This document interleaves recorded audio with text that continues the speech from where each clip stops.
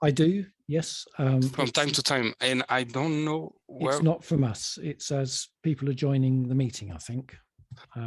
Oh, okay. So Sounds like a Zoom somebody has notification. changed the, yeah. Thank you. Okay, so I will ask to John to make her host.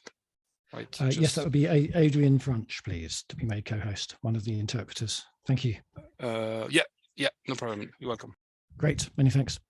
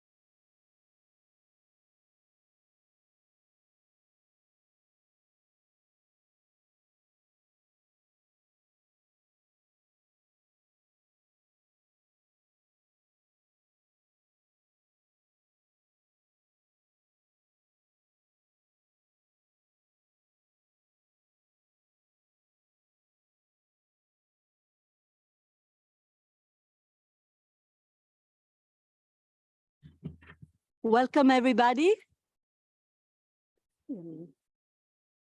Welcome, everybody, for the afternoon session of the annual meeting of the UN Network on Migration. Before we start, I would like to thank the Secretariat of the network, and I would really like to thank each of you for traveling here today. There are a lot of people that travel from far away, so it's definitely a commitment. Thank you very much. Thank you also to the panelists. And today afternoon, we are going to focus on the implementation of the GCM from the country and regional point of view. We want to hear voices that come from regional level, from national level, and we are going to give the floor both to representatives of the networks as well as a different type of stakeholders. Before giving the floor directly to the speakers, I would like to remember a few rules of the game that are worth for everybody, as well as panelists, as well as the people that will intervene. First of all, I would like to ask you if you can please introduce yourself if you take the floor, say your name, the organization you belong to, and also remember that we have interpretation here is in English, French, and Spanish. So if you can please speak not too fast as to give them the possibility to translate what you're going to say. Also, I would like to remind you that there is in the web page of the network a space called discussion space in the hub where you can introduce your comments and idea of what is going to be discussed here today. Without further ado, I forgot to introduce myself, forgive me. My name is Monica Perufo and I work with UNDP and I'm a member of the executive committee of the network. But now it's time to pass the floor to these people that are sitting here. First of all, please welcome Mahdi Hassan. Mahdi comes from the UN network in Bangladesh and work with UNDP. Welcome, Mahdi. The floor is yours. Thank you. Thank you so much, Monica, for giving me the floor. Ladies and gentlemen, my colleagues, excellencies, very good afternoon. It's a great pleasure for me to be here today to speak on behalf of the Bangladesh UN Migration Network. My name is Mahdi Hassan. I'm working with UNODC Bangladesh. I'm playing the role of lead on the trafficking and smuggling of migrants component of UNODC. At the same time, I'm currently also playing the role of chair of the counter-trafficking technical working group of Bangladesh Migration Network. Let me mention a little bit about the Bangladesh Migration Network. This is the first country-level UN migration network. We established in 2019, and under this network, we established 2 technical working groups to implement the all 23 GCM objectives. And in Bangladesh, there is a strong presence of the civil society organization. That's why we included the civil society organizations also in the technical working group. And among the 2 technical working group, one focuses on the labor migration, another is the counter-trafficking technical working group on the trafficking issues. For the trafficking working group, we have total 22 members. Among the 22 members, 5 members are from the UN agencies, and rest of them, 17 members are from the national and international NGOs who are supporting working in the area of responding trafficking issues in the country. Today, now, I will focus in the area of climate change and nexus with climate change with trafficking issues. In last session, we had excellent discussion on climate change and migration, but in my presentation, I will try to narrow it down within the nexus between migration and trafficking with Bangladesh experience, and also from some of the points I will made from the global lens.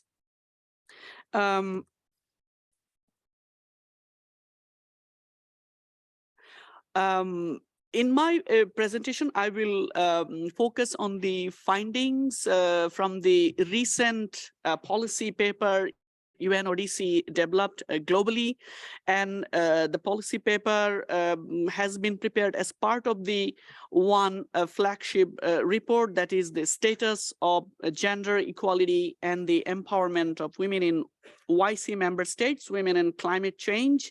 And this is the first flagship report prepared by the Women Development Organization within the Organization of Islamic Organization, and it will be launched in the margin of the COP27 in Egypt. In this report, IOM has prepared a large chapter on the gender and the climate change conflict and migration nexus, while UNODC, with the support from the GLOACT project, we prepared a chapter on the climate, crime, exploitation, which will look through a global lens. It includes Bangladesh case study and recommendations. And in my later part of the presentation, I will focus on those policy recommendations which we can consider for the work plan of the Global UN Migration Network. Let me share from the policy brief from the global lens. We know that the effect of changes in environment can happen via sudden onset events and slow onset processes. And also we know that half the world's population currently experience severe water scarcity for at least some part of the year. And ocean warming and acidification, soil erosion, desertification are causing the issues, insecurity. People are dying in extreme weather events, from heat waves to cyclones. It has also the impact of this process is unevenly felt. And the point is climate change is a threat multiplier in situations that are already driving displacement, such as conflicts, economic crisis, and identity-based persecution. And we know that the migration is a great opportunity, but vulnerable groups can also have renewed risk, which include coercion into highly exploitative rural work, loss of protective soil, social capital through internal relocation, exposure to unsafe migration, and exposure to trafficking risk. Environmental problems do not cause tip and sum. Again, I'm stressing on this point, but they can create the conditions that can commit by recruiting and exploiting those in poor socioeconomic conditions. It's estimated in the paper that trafficking in person increases by 20 to 30% during disasters. And in this regard, private sector is central to reducing emissions, mitigating local environmental impacts, promoting resilience and adaptation in supply chains, and among other stakeholders. Now I will focus a little bit on the Bangladesh case study, what we put in the policy paper. And here I would like to mention some of the situation, like the coastal belt in Bangladesh has been severely affected by salinity intrusion, cyclones, and storm surges, which intensifies other factors such as poverty, leading to both internal and international migration. Climate change has been a driver for the displacement of migrants from environmentally vulnerable regions following sudden onset natural disasters, bringing about issues such as rapid and forced urbanization, public health concerns, issues of human security due to exacerbated demographic vulnerabilities. And Bangladesh is ranked 5th among the 10 countries of the world most affected by climate changes and disasters. Bangladesh is also cited as the country with the largest number of people endangered by climate change. It is estimated about 50 million people would be displaced because of the impact of climate change. So now I will give you some of the statistics from the report, which was conducted in 2010, and one of the report was conducted by IOM. And according to that report, after Cyclone Cedar, which was happened in 2017, that incident increased rate of trafficking in affected districts of Bangladesh. And in 2009, Cyclone Aila, in that incident, women-headed households as especially vulnerable to human trafficking and the associated forms of exploitation. And very recently, Bangladesh experienced cyclones like Amphan in 2020 and Cyclone Yash in 2021. And those natural calamities also experienced the similar situation. Now, I would like to mention one point that in Global Compact for Migration aims to both eradicate tip and climate related migration issues, but it doesn't link two together. So we need to think about these. And here I would like to mention that in 2020, from the Bangladesh Human Migration Network, we submitted a proposal for the MPTF fund, which included the issues with broader objective to enhance evidence capacity, effective policies on climate migration to reduce migrants' vulnerabilities and prevent exploitation. But unfortunately, that application was not successful. So the point is here, we need to focus on the fundraising so that at the country level, we can address this kind of issues with the broader support from the GCM and also from the MPTF. Now, this will be my last point, last slide, which we identified some of the policy recommendations from the policy paper we prepared. So here we identified 4 broad areas where it includes strategies and policies and research, which include policy recommendation that consistently we need to integrate gender and mobility perspectives into climate adaptation strategies. We need to integrate criminal justice perspective into climate adaptation research and programming, advocate for the private sector to contribute to the cost of adaptation and crime prevention, and lastly, explore the potential of big data to augment crime detection and the investigation capacity. In the area of legislation, we need to recognize environmental degradation as a factor in unsafe migration. Also, we need to hold private business to account for environmental crimes that directly affect livelihoods and incomes. In the area of capacity building, we need to fund law enforcement adaptation in climate vulnerable countries. Also, we need to establish capacity within law enforcement agencies to liaise with the agencies and personnel responsible for tackling environmental crime. In last point, adaptation, we need to create space for collaboration between law enforcement, disaster response, environmental regulation, and climate planning agencies. And lastly, we need to bring together alternative livelihoods actors to exchange best practices and improve coherence. And we have in our Global Migration Network work plan the priorities, and under the point number 6, we identified the climate issues. So it would be excellent if we can identify some of the key action points from these policy recommendations to include in the global work plan. So thank you so much for bearing with me. I would like to stop here. Thanks a lot once again.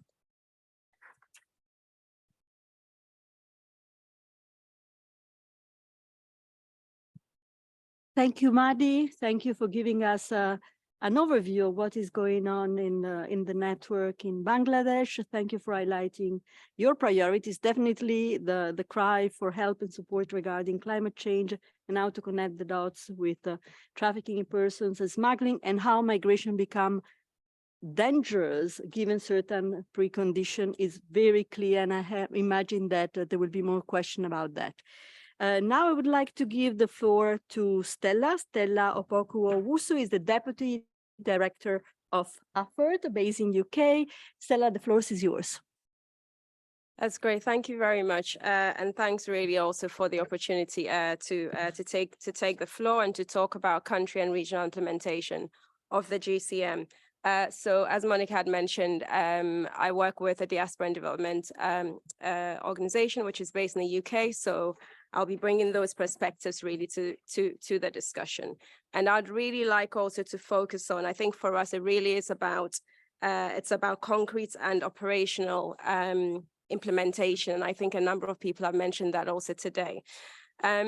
I'd like to start off really just sort of referring to the network's draft, what you call the work plan. And it's great to see the new priorities that have been added alongside the list of ongoing priorities. In particular, priority number 5 on strengthening migrants' socioeconomic integration, which references Objective 19, and also the ongoing priority on remittances, which references Objective 20 of the GCM. We do need a regular reminder of the role that migrants and diaspora play as development actors, and this is a significant role that is currently not getting as much attention as it deserves in terms of implementation.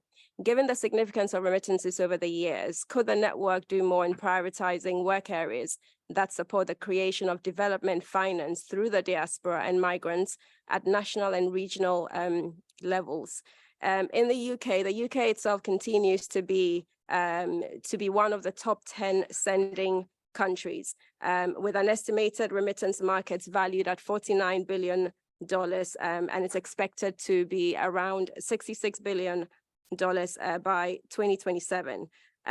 Overall, the World Bank also estimates that remittances are expected globally to reach $630 billion in 2022.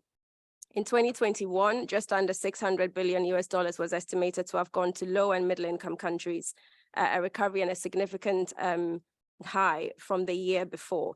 But regardless of the reasons for this, I think the main point to make is that it is a resource that is constant, it's consistent, it increases for the most part when a crisis arises. It's proven to be dependable, especially for smaller countries such as the Gambia, Cape Verde, and so on. And also it's exceeded by far FDI and ODA for many years.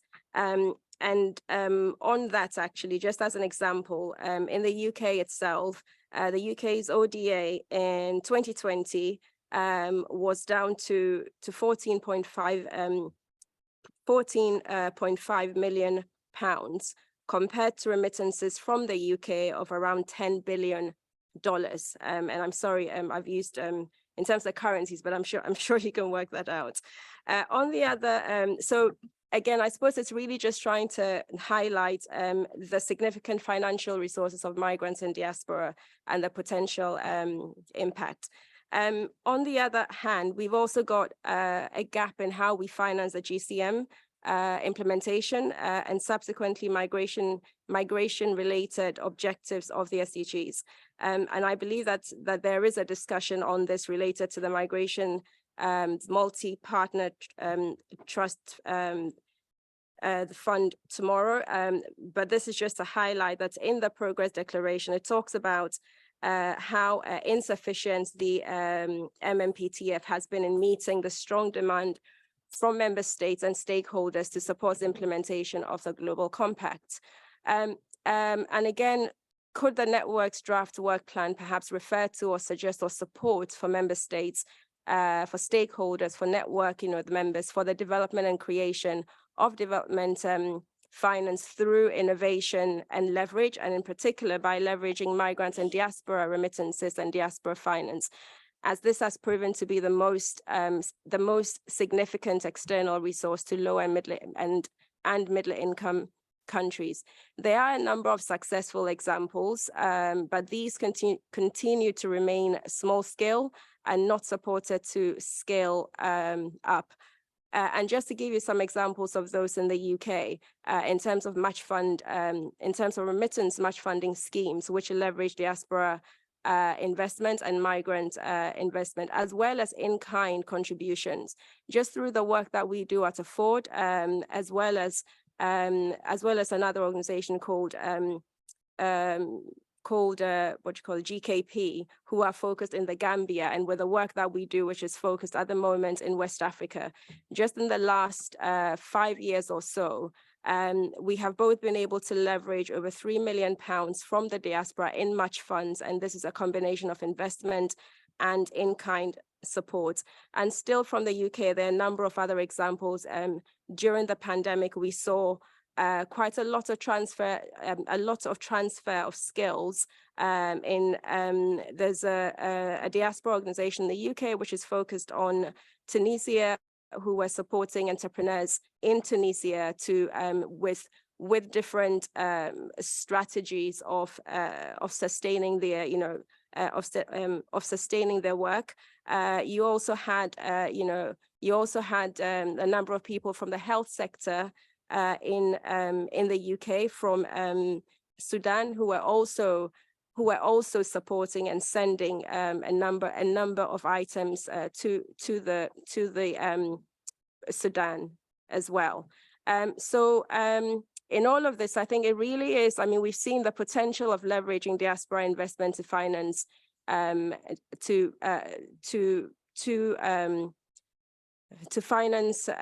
development has been advocated for by institutions like the World Bank, IMF, and diaspora organizations themselves. However, only a few countries have actually gone ahead with things like diaspora, with the bonds or with structured diaspora investment products or remittance schemes. And again, I think it's an area that would really that would benefit from support from the network. And then just to take that to the next point that I wanted to make, which is related to if the network can also ensure support in countries where the UN presence is limited. And in this case, I'm referring specifically to the UK, which is currently a non-programming country. And there is a debate there is a debate basically there. Now, the challenge with the current state of affairs is that at the moment, because it's a non-programming country, it limits the national collaboration on GCM implementation at a national or even at a regional level. And linking this to the point earlier around the development of finance, it limits collaboration around the significant, like matters like this. A successful GCM implementation will definitely require a whole of society approach and collaboration around priority areas, programming, developing partnerships that cut across the public to private, to civil society, to migrants and diaspora organizations, and so on. And one of the examples that we have made in the UK around this, the diaspora match funds, is around the creation of match fund schemes that utilize development aid, private sector funds, and migrants and diaspora finance. And within the context of a programming country, it also would allow or would provide a framework for CSOs, including diaspora and migrant organizations, to be able to engage and to have discussions around how we actually take this forward and actually scale up some of the best practices that are on the ground already. It also does mean that direct engagement with and participation, I think, which was also mentioned earlier, around the direct participation of migrants and diaspora as development actors. It also does mean that it encourages that, the whole of society approach, which we've also been talking about. But these initiatives have to be bold, innovative, and collaborative. And we can also learn from the best practices that are already on the ground and look to replicate or to scale these as well. Thank you.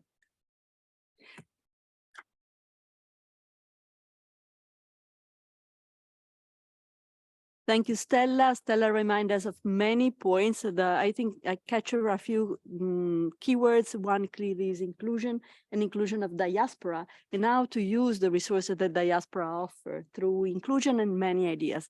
I don't want to take more time because we are already a little bit over schedule, as you notice. So I would like to pass the floor straight away. I'm sure that people will ask to both of you many questions about these very innovative points of view. I would like to pass the floor to Simone Cecchini. He's the director of the Latin American and Caribbean Demographic Center, which is a part of the population division of ECLAC. I hope, Simone, you see us. I guess it's connecting online. Thank you, Monica. Can you hear me?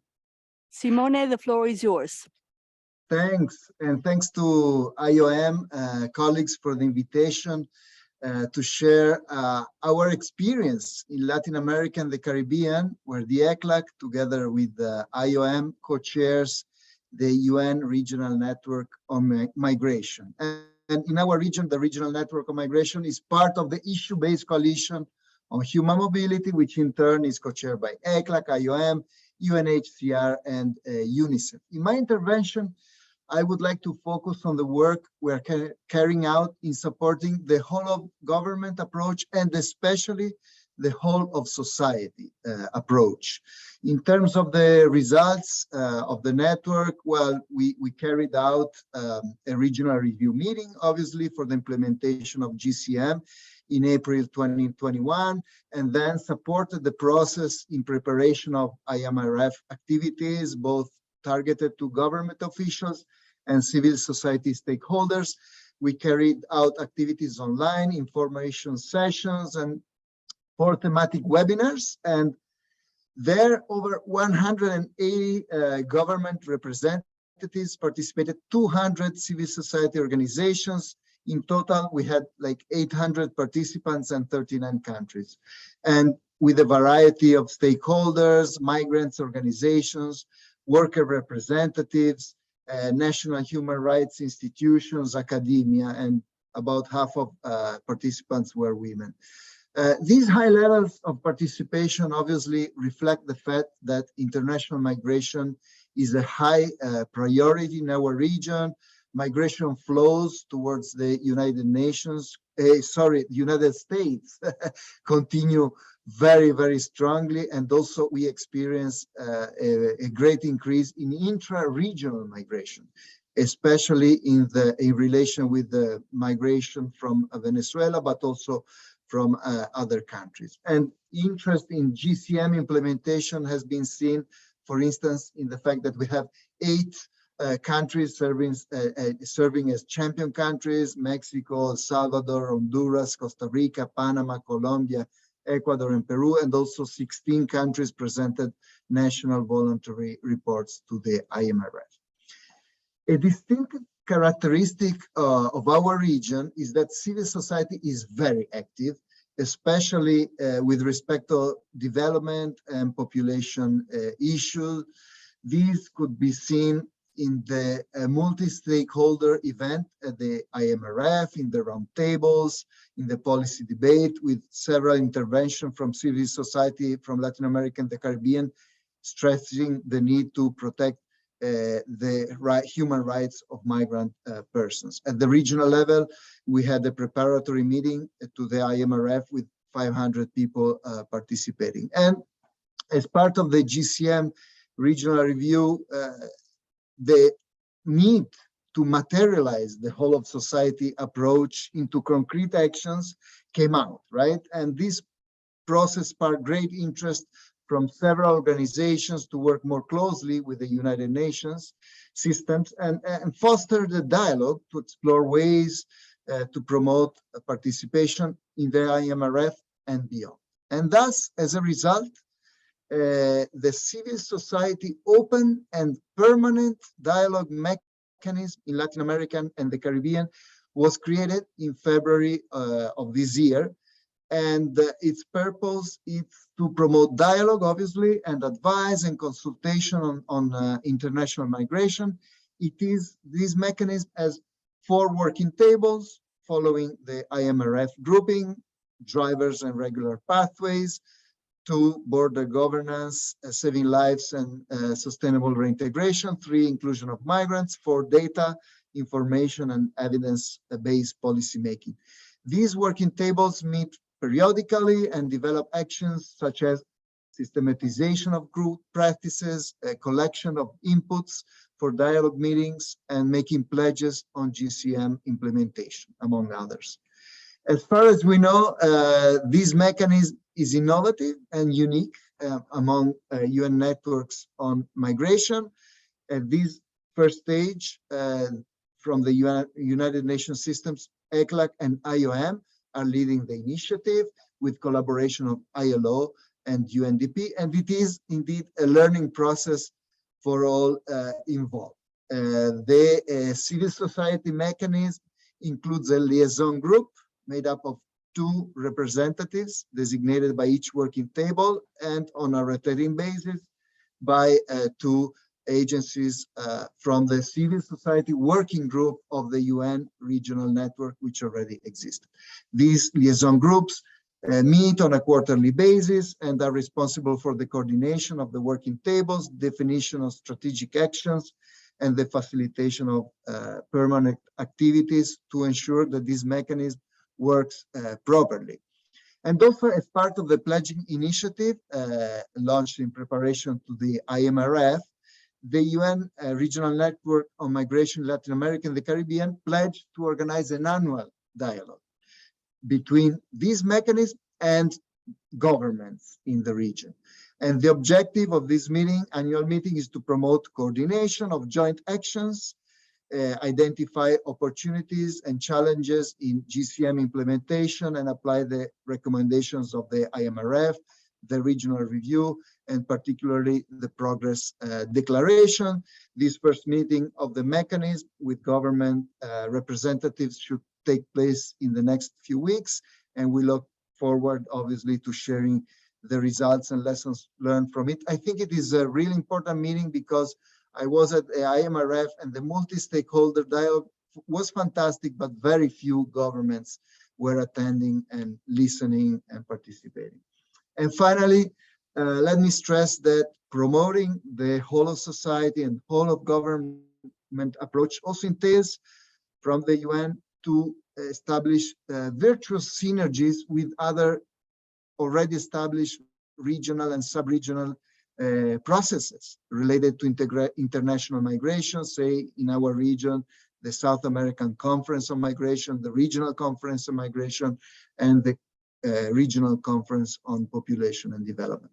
Finally, from the ECLAC, we hope that all these efforts will contribute to increase the commitment to sustainable development, social inclusion, respect of the human rights of migrant persons in the region. I conclude here, and please accept my apologies because at 4 p.m. Geneva time, I will have to disconnect. Thanks a lot.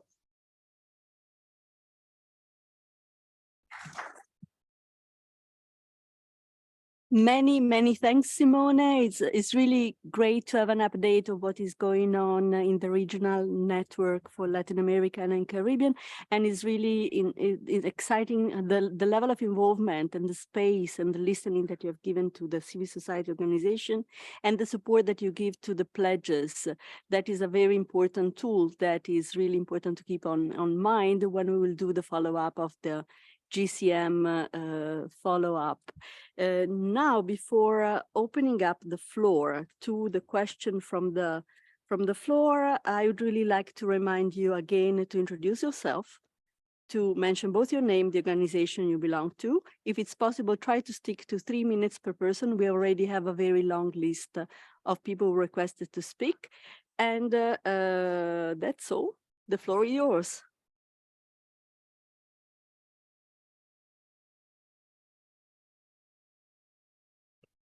From the room, we have a request to speak from Stephanie Winnet from the International Organization of Employers. Please. Thank you, Stephanie. Thank you very much. No need to introduce. I would repeat, I'm Stephanie Winnet from the International Organization of Employers. Very pleased to be here with you. I wanted to highlight the viewpoint from the business world.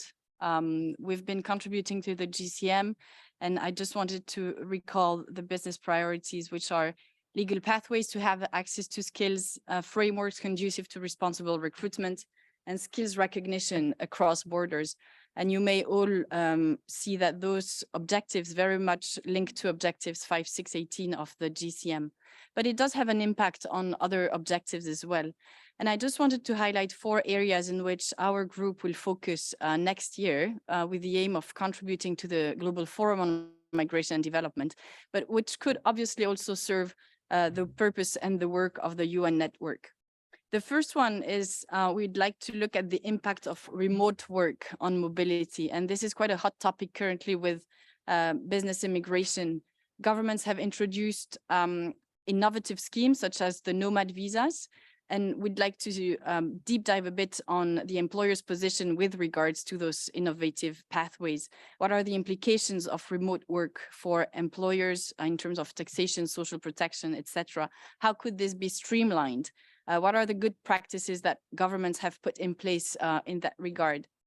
We're going also to look at, of course, climate change and migration from an employer's perspective. What is the impact for employers? How could employers advise governments in terms of including migration pathways in their adaptation plans, and see here what position could be shared on that topic. Third area is to further develop the business case for migration from a viewpoint of employers based in countries of origin. We talk a lot about the added value for employers in countries of destination, but employers in countries of origin also have a also see benefits in well-regulated migration. So we're looking at importance of reintegration programs, of skills passports for the recognition of skills, and Sri Lanka has a great example there of tapping into the skills of nationals living abroad, and looking at also work permits for foreign spouses, for example, when they return, all those questions, and also looking at information sharing to the local population. Jobs may be available also at home, so how to better inform the young generation, avoiding them to take potential irregular migration routes. And the last point is, which is quite dear to us, is the improving the positive narrative on migration. So we're going to look at how businesses could raise their voice louder when it comes to promoting well-regulated migration. In terms of process, just a point for the UN network, at regional and national level, we really invite the members of the network to engage with their with representative employers organizations. There are organized national networks of businesses in every country, and which expertise can be tapped into. And at IOE here in Geneva, we can help to identify the right private sector players. So there's a strong business case for migration from the perspective of employers in the countries of destination, but also in the countries of origin. And we just want to make sure that it's also taken on board in the UN network's work. Thank you so much. Thank you, Stephanie. The floor now is up for Joanna Lima. Joanna, over. Madame Monica, chers collègues, c'est un grand plaisir pour moi d'être ici au nom de l'Assemblée parlementaire de la Méditerranée. Nous représentons le Parlement de 31 pays de la région de la Méditerranée et du Golfe. Chaque État membre de la PM est un pays d'origine, de transit ou de destination. L'objectif de la diplomatie parlementaire est de construire des ponts et d'ouvrir pour la paix et la stabilité. La mer Méditerranée est la route migratoire la plus meurtrière au monde. Nous ne pouvons et ne voulons pas nous habituer aux tragédies de naufrages toutes les semaines. Le pacte mondial pour les migrations souligne la nécessité de sauver des vies. C'est l'objectif principal des Parlements membres de la PM. Une autre grande priorité pour les États membres de la PM est la lutte contre le crime organisé transnational et en particulier la traite des êtres humains. Nous avons proposé des pistes de réflexion pour une révision de la Convention de Palerme. Il est crucial de renforcer l'engagement des parlements nationaux dans les régions euro-méditerranéennes et du Golfe pour contrer la pratique de phénomènes aussi horribles que la traite des êtres humains et le trafic de migrants. Nous nous réjouissons de travailler également avec l'ONU et d'autres organisations régionales. L'APM reconnaît les efforts de pays tels qu'Égypte et le Maroc, qui servent de pays champions pour la mise en œuvre du pacte mondial, dans leur engagement à régulariser le séjour des migrants et à faciliter leur départ sans appliquer de sanctions. Le Maroc, par exemple, a déployé des efforts importants pour améliorer des mécanismes de protection et l'accès à l'éducation et au travail des personnes déplacées. L'Égypte a également adopté une initiative visant à relever, grâce aux contributions des Égyptiens vivant à l'étranger, le niveau de vie dans les villages ruraux qui sont à l'origine de taux élevés de départ irréguliers. Le changement climatique oblige des millions de personnes à se déplacer au-delà des frontières, ou principalement à l'intérieur de leur pays. Les régions de la Méditerranée et du Golfe sont particulièrement vulnérables. Il est important d'intensifier les efforts internationaux avant le COP27.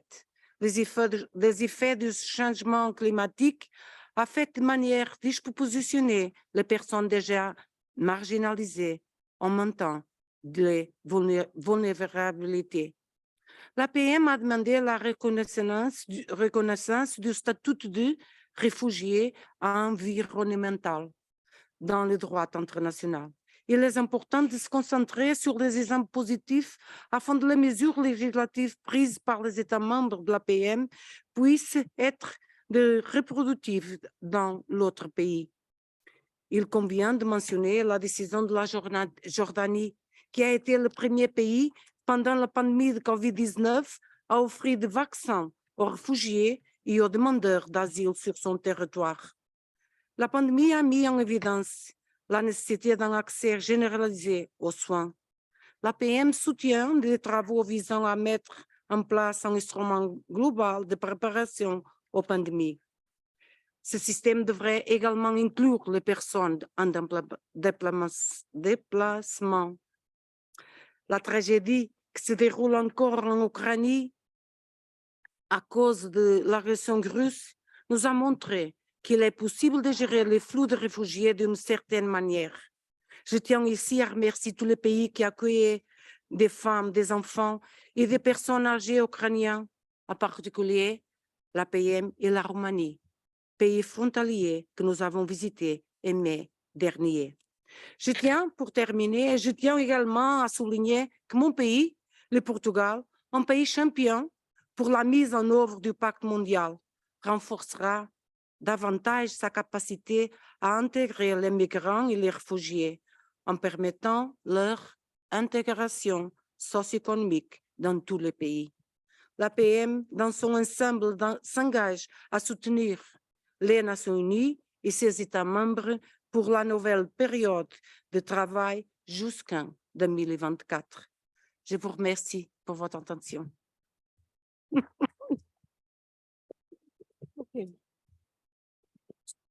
Merci beaucoup, Joanna. The next person that requested the floor, it's Sarah Carr. I hope I pronounced it correctly, your name, from the Regional Network for Western and Central Africa. Thank you. Good afternoon. So as you said, my name is Sarah Carr. You pronounced it perfectly. I'm based at IOM's regional office covering West and Central Africa, which is co-chairing the regional UN network on migration for West and Central Africa, together with our dear UN sister Office of the High Commissioner of Human Rights for West Africa Regional Office. Allow me to share some reflections from the regional UN network for West and Central Africa, noting that in more than half of the 23 countries in the region, UN country networks have been established, and in more than 1/3 of the region's member states are participating in the Champion Initiative. The first point is related to the relationship between the regional and the country network levels. There need to be a very strong link. The country networks are the primary entry points for member states who seek support for the network on GCM implementation. However, international migration per definition has a cross-border element. In West Africa, 90% of the international migration is internal in the region. As you all know, the GCM stresses the centrality of regional cooperation inter alia by the existence of the regional reviews and its focus on the regional migration dynamics. It is therefore imperative to further deepen the exchange between the regional and country networks. Our network is looking to set up an internal communication platform for members of the regional and country networks. We also stand ready to further support the rollout of trainings on the country level, including the mainstreaming of migration in CCA and UNSDCF of the Working Group 2.1 through a regional dedicated interagency trainer pool. And we're looking forward to a training of trainers in this regard.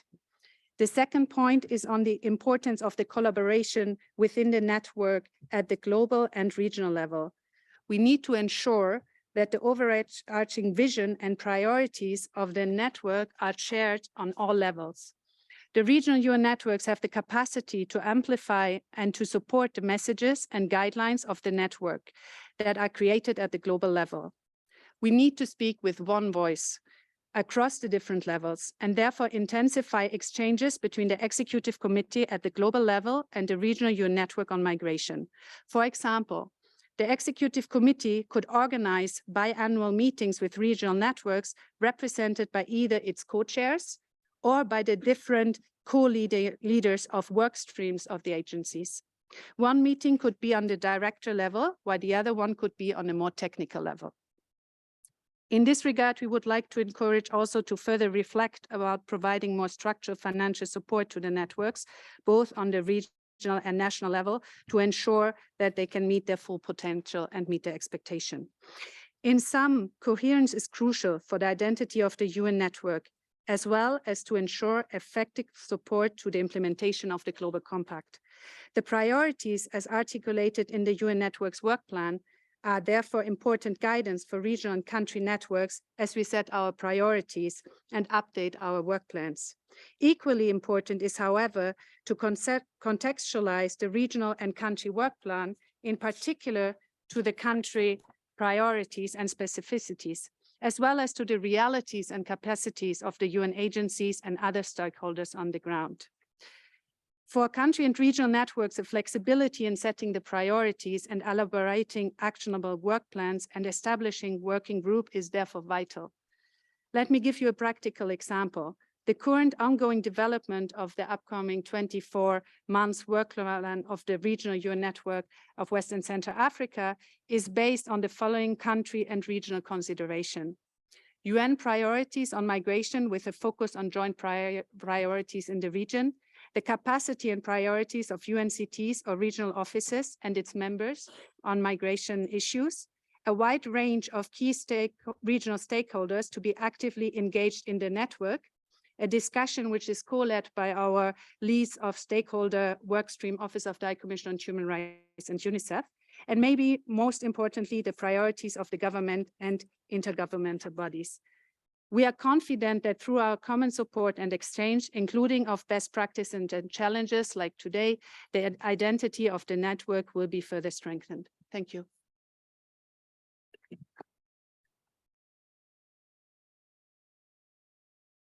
Thank you very much. At this point, I would really like to give the floor to the people online. Please, let's try to stick to 3 minutes for intervention so that more people can have actually the possibility to speak. The first person that requested to speak from the web online is Felipe Gonzalez Morales, which many of you know as a special rapporteur on the human rights of migrants. I guess there is no need to introduce yourself at this point. Felipe, if you hear me, the floor is yours. Thank you very much. Good afternoon. My apologies for not having been able to participate this morning. This is due to a time difference because I am this week in New York to present today my annual report, in this case about climate change and migration. This is my last participation as a special rapporteur on the human rights of migrants at the annual meeting of the UN Network on Migration, as I am going to conclude my mandate next July. I have had the honor to participate throughout the whole process of preparation, negotiation, adoption, and implementation of the Global Compact for Migration since I started in my current position in mid-2017. I would like to take the opportunity to congratulate the UN Network on Migration for all its efforts to make a reality the Global Compact and to ensure that it's implemented and has a strong follow-up. In particular, I would like to congratulate the Executive Secretariat for its work and also the participation of states, the civil society, other stakeholders, and UN agencies, including the regional commissions. In this regard, I would like to mention that I had the opportunity to participate at all the regional reviews that took place in the first round last year. And I also participated at the steering committee of the Trust Fund for the implementation of the Global Compact. Since the Global Compact was adopted, I have been asked in many countries on many occasions, especially by the civil society, about how I see the effectiveness of the Global Compact for migration so far. And I would say that there have been, of course, efforts conducted by the UN network, many efforts, also some efforts by some states, and also many efforts by the civil society. I think that the pandemic played a very bad role in this regard as well, in terms of deferring a number of pilot projects, for instance, for the implementation of the Global Compact. But beyond the pandemic, I think that there is an issue of strong disparities among migration policies in different countries. And in this regard, I think that while we can see developments in the implementation of the Global Compact, unfortunately, we cannot be blind to the many regressive trends that are taking place simultaneously. So at times, states can show some developments in specific areas, while their whole migration policies and approach is affecting very strongly the protection of the human rights of migrants. And I think that this is an issue to be considered for the follow-up of the Global Compact. I see a need to reinforce efforts by countries, ensuring that human rights are at the center of the agenda of the implementation of the Global Compact. This means to address the main issues which are relevant in this regard that has been that have been mentioned in this panel. And it also implies that coordination among states is of utmost importance so as to achieve consistent migration policies, avoiding volatile measures and asymmetries, especially between neighboring countries. Finally, on the issue of climate change and migration that was addressed by the first panelist and also in the panel in the morning, I would like to mention again that this is the issue that I'm going to address in my presentation this afternoon at the General Assembly. It is an issue of key importance that again requires a very significant approach by the states and by the UN Network on Migration. Thank you very much.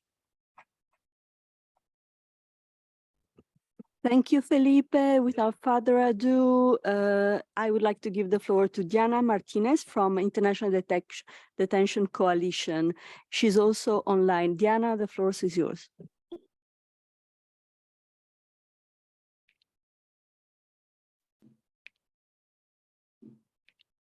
Muchas gracias. Buenas tardes para quienes están en Ginebra. A nombre de IDC agradezco la oportunidad que nos ofrece la red para participar en este espacio de manera remota.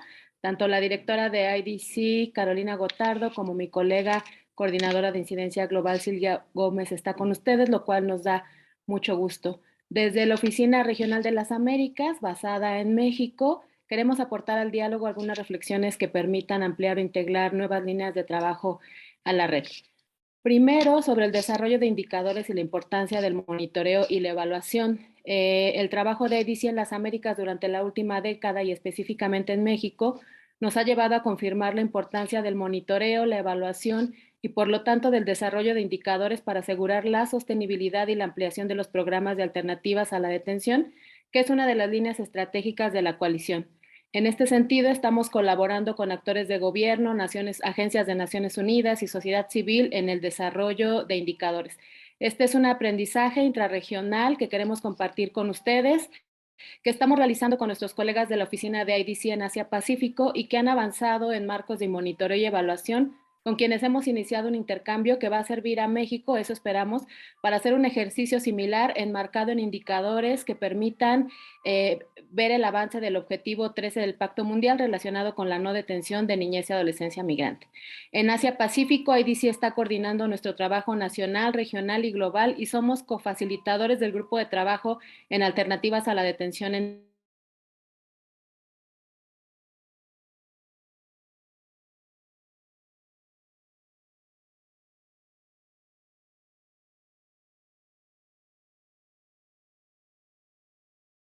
social y pangubernamental que desde IDC ha sido particularmente esencial con autoridades locales en México.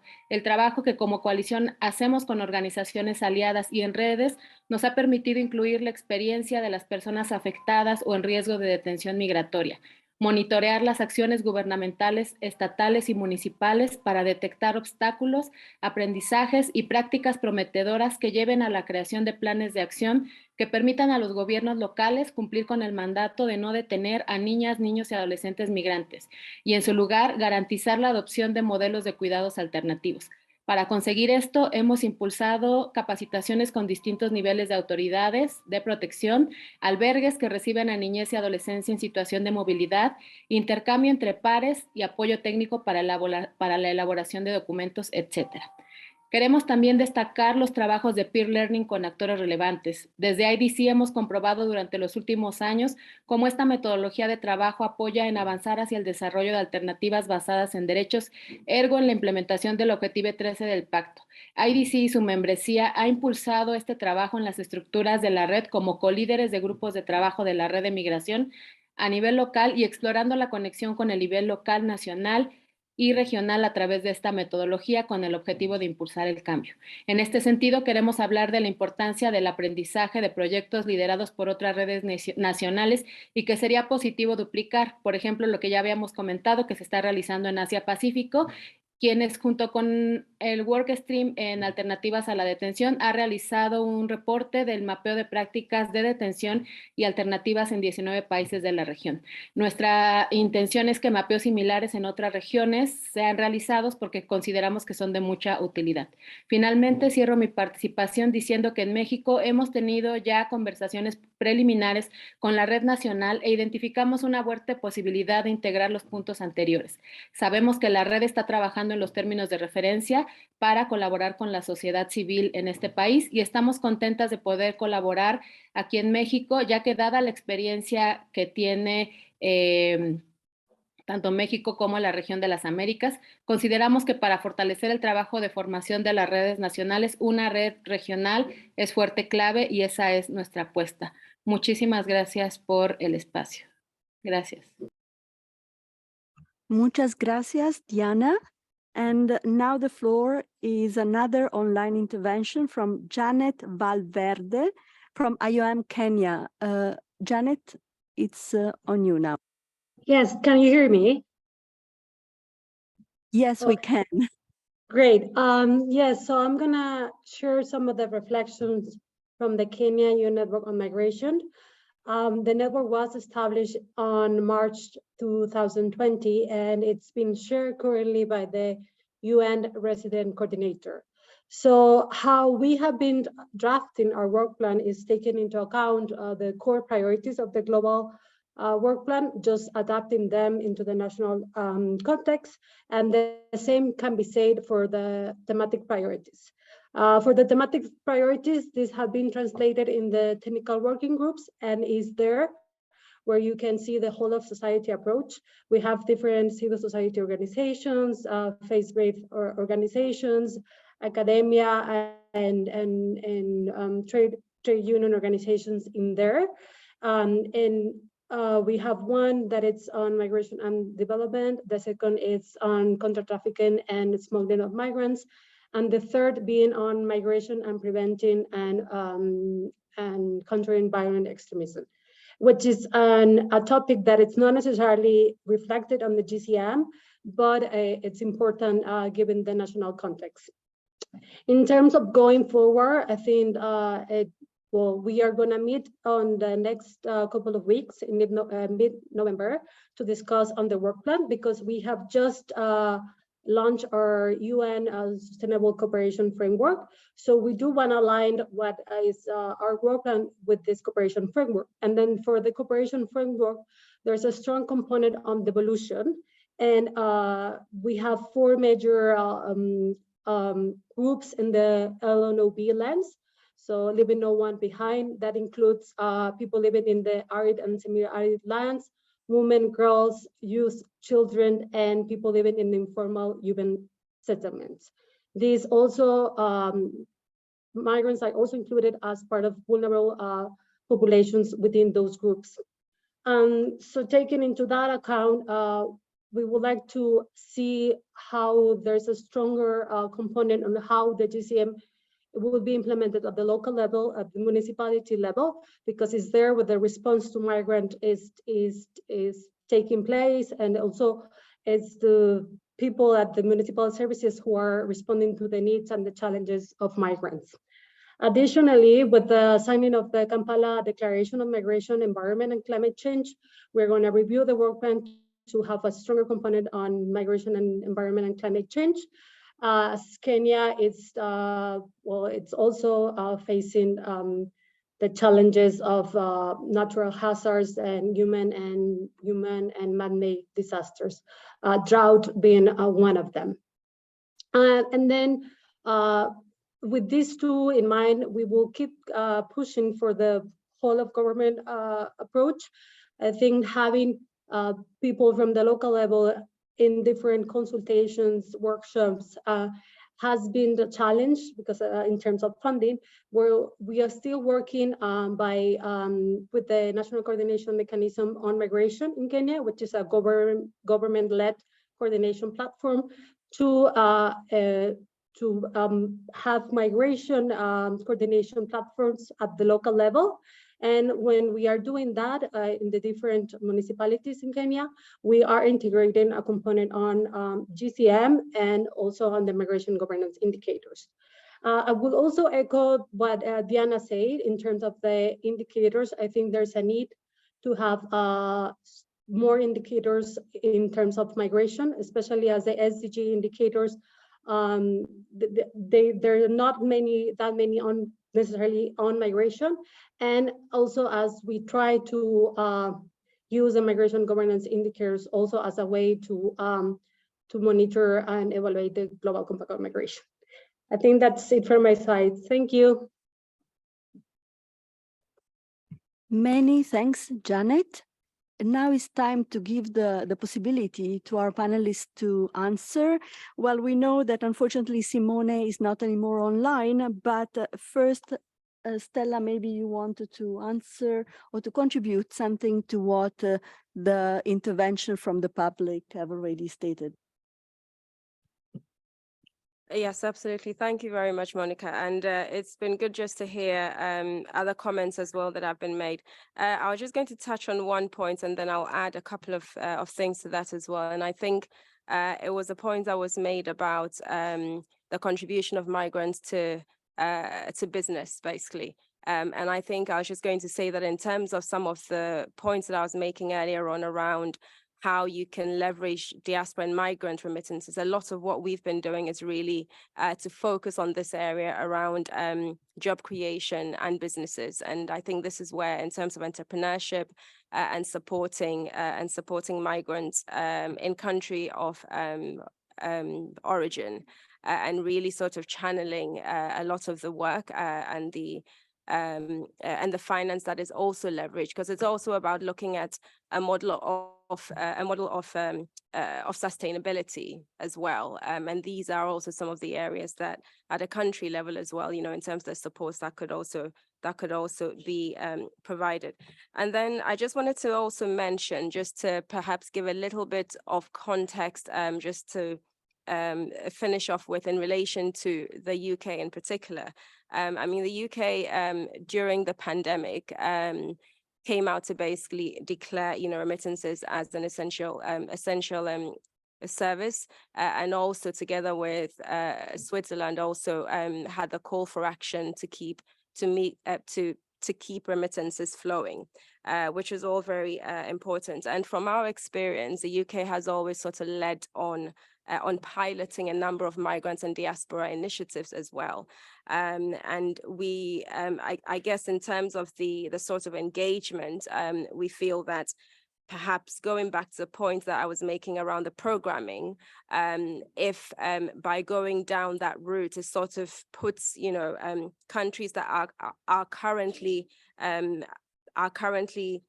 not programming countries, whether it puts them a little bit more sort of centrally in the implementation, accountability, and also working much more collaboratively across the whole of society. At the moment in the UK, we have a sort of loose, a network that is a result of the consultations that took place. But there isn't, it could do with better coordination, essentially, is what I'm saying, in terms of the implementation. It could be that one way to look at it is actually to look at non-programming countries and the role that they are playing at the moment, and if that also does need to be changed. Thanks. Thanks, Stella. Now, Mehdi, if you want to reply, respond, contribute to the point from the public. Thank you, Monica, for giving me the chance to also reiterate what we listened from the excellent points from the colleagues. So I would like to reiterate and agree the points we received from everyone, but I would like to highlight some of the points we received in the area of trafficking in person and smuggling of migrants, and also at the engagement at the country level and regional level. So from the point from Joanna from Parliamentary Assembly of Mediterranean, I would like to connect it with also from the Bangladesh perspective, because in the Mediterranean route, we see many movement from Bangladesh to Libya, and then they are trying to enter into Italy. But in the middle of the sea, often we see the incidents of sinking, people are dying. Also, the traffickers and smugglers group killed the victims. I can recall the incidents of killing 26 Bangladeshi people in 2020 in Libya by the traffickers. But we need to stop it. Every life counts, and all the member states should take the responsibility also from the Bangladesh, from the Libya, from the Italy. All the government should come forward and to respond on this. But we need to specifically focus on the investigation and prosecution. I would like to emphasize on the police-to-police cooperation, practitioners-to-practitioners cooperation, so that the practitioners can exchange information, can also share the evidence formally through the mutual legal assistance. Because from my experience from Bangladesh, what I see, the incident happened in 2020, but still the investigating officers are struggling to get the evidence, information from the incidents from the Libya. Still, the cases are pending.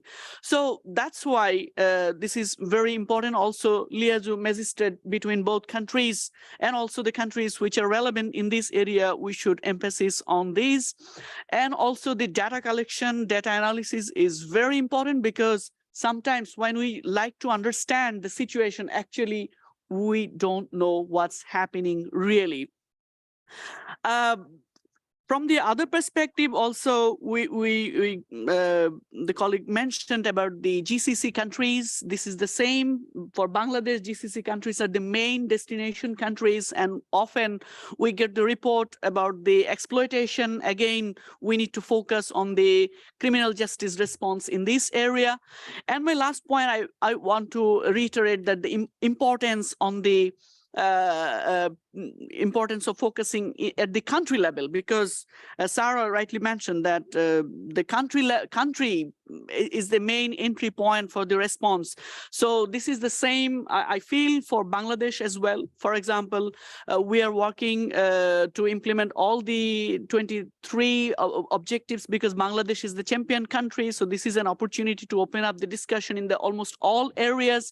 But again, from the country, we need to bring it to the regional level, so that we can also exchange the issues with other countries. For example, what I recall, we organized the bilateral meeting between Bangladesh UN Migration Network with the Saudi Arab UN Migration Network. So this can be an example, and we can follow and we can exchange to respond the issues. So I'm stopping here. Thank you.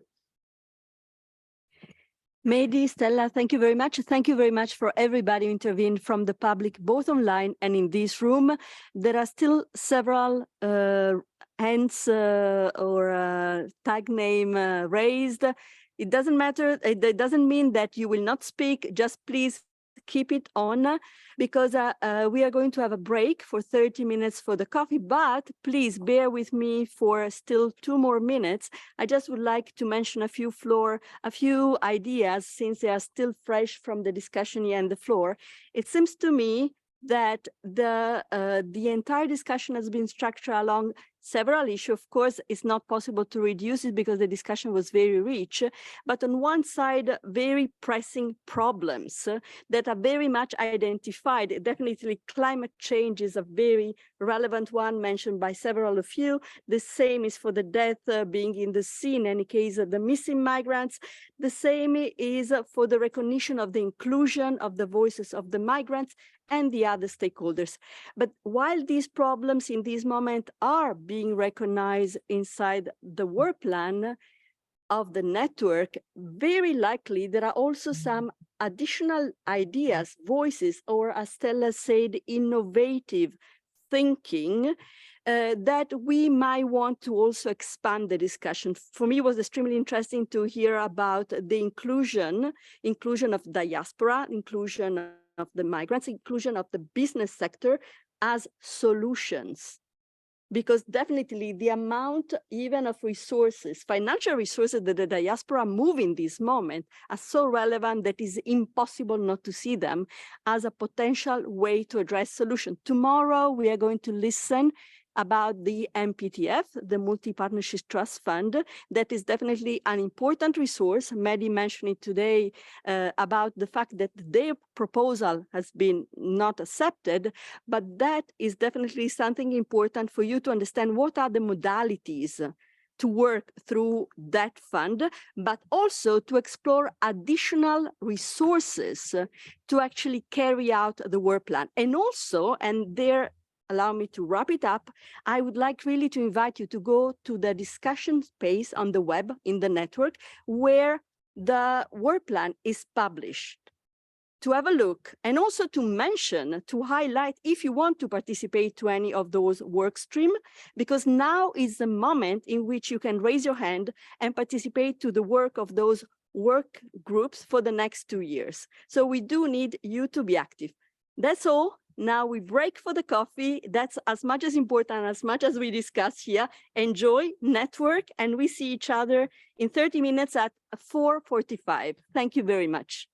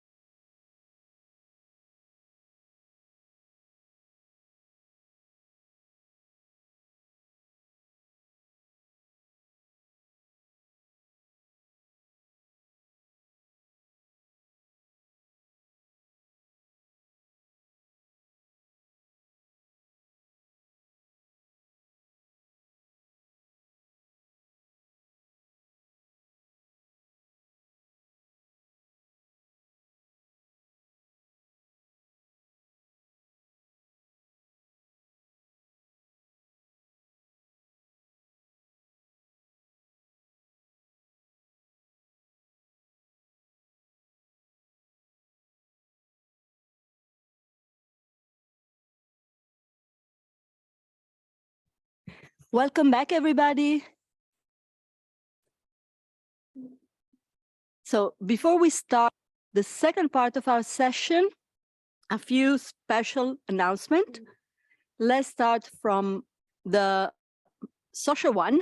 As you know, after this session, there will be a reception. Is the network reception, everybody's invited, and is at Les Portes, Rue de Zurich, here in Genève, and I hope it's nearby so we don't take too long to get there. And I guess since everybody wants to go, I will try to be short with two other small announcements. The first one is about the pledges. There is a specific web page now in the network. I guess they are streaming or showing exactly what is the link. You can connect there. And that will take you to the page where you can see all the pledges that have been done up to now. The second announcement is about a QR code that should be in every table.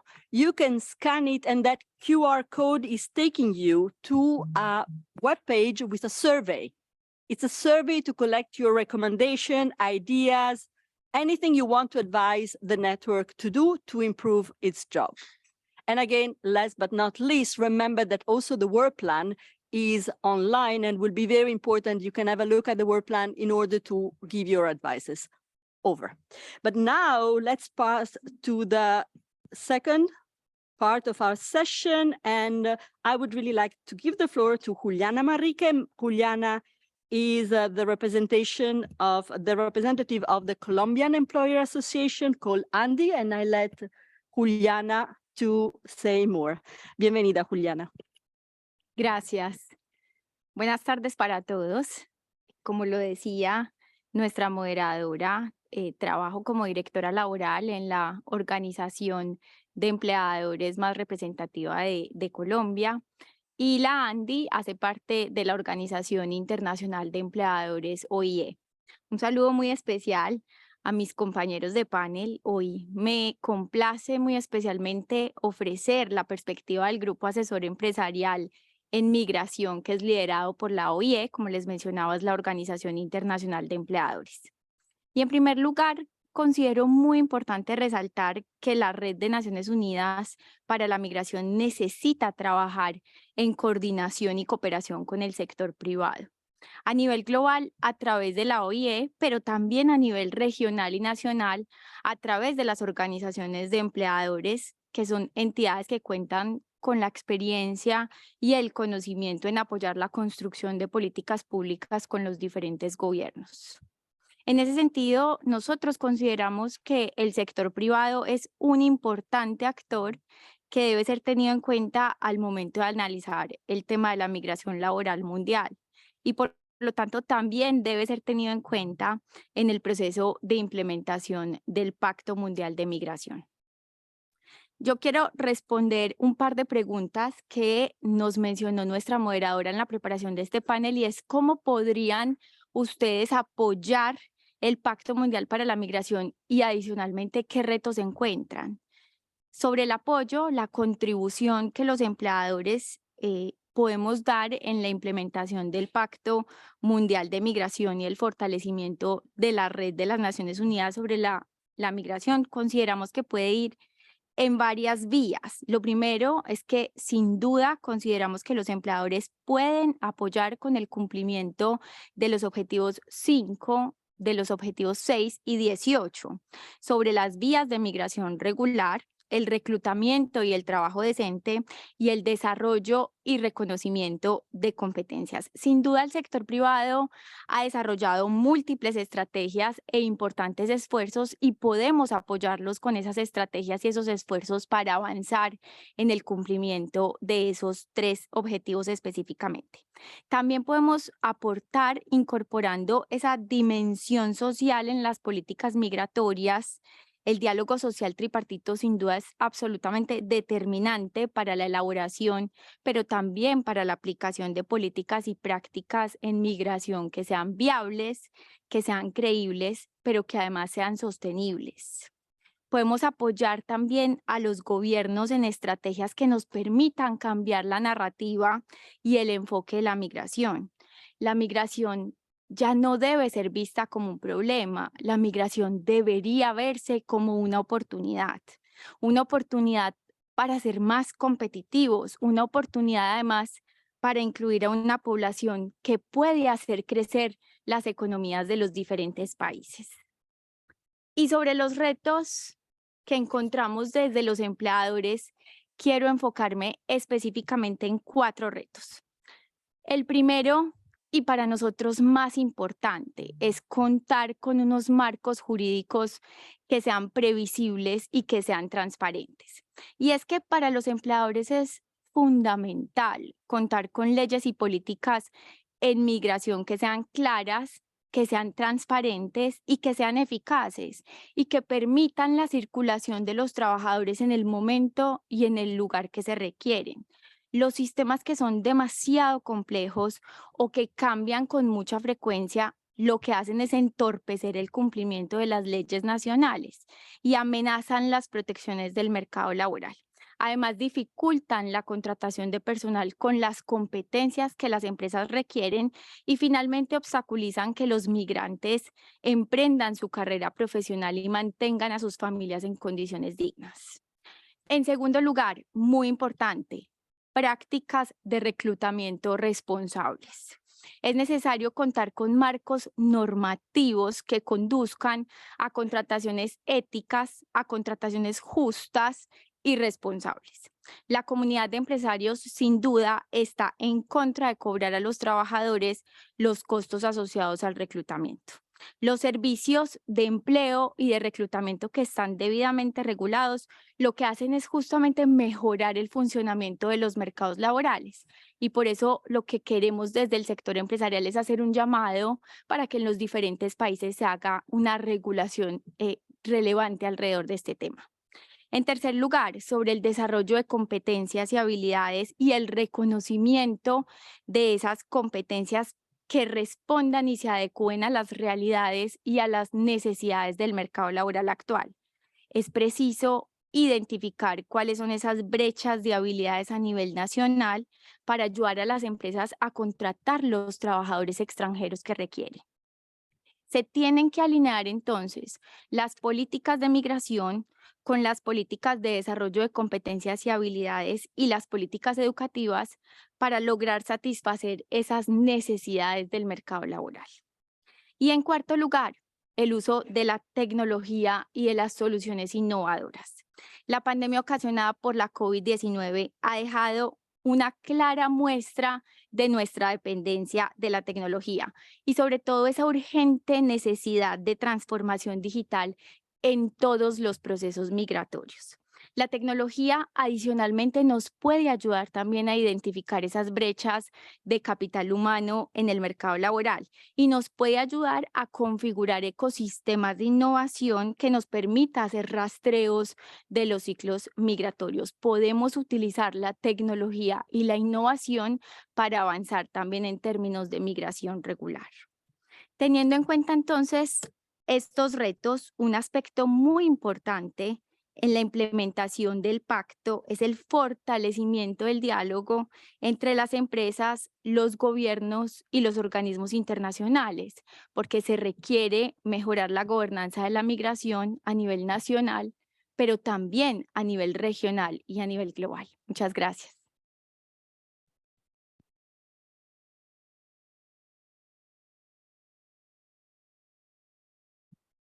Muchas gracias, Juliana. And now the floor goes to Cristina Mejo. Cristina come from Cairo right now.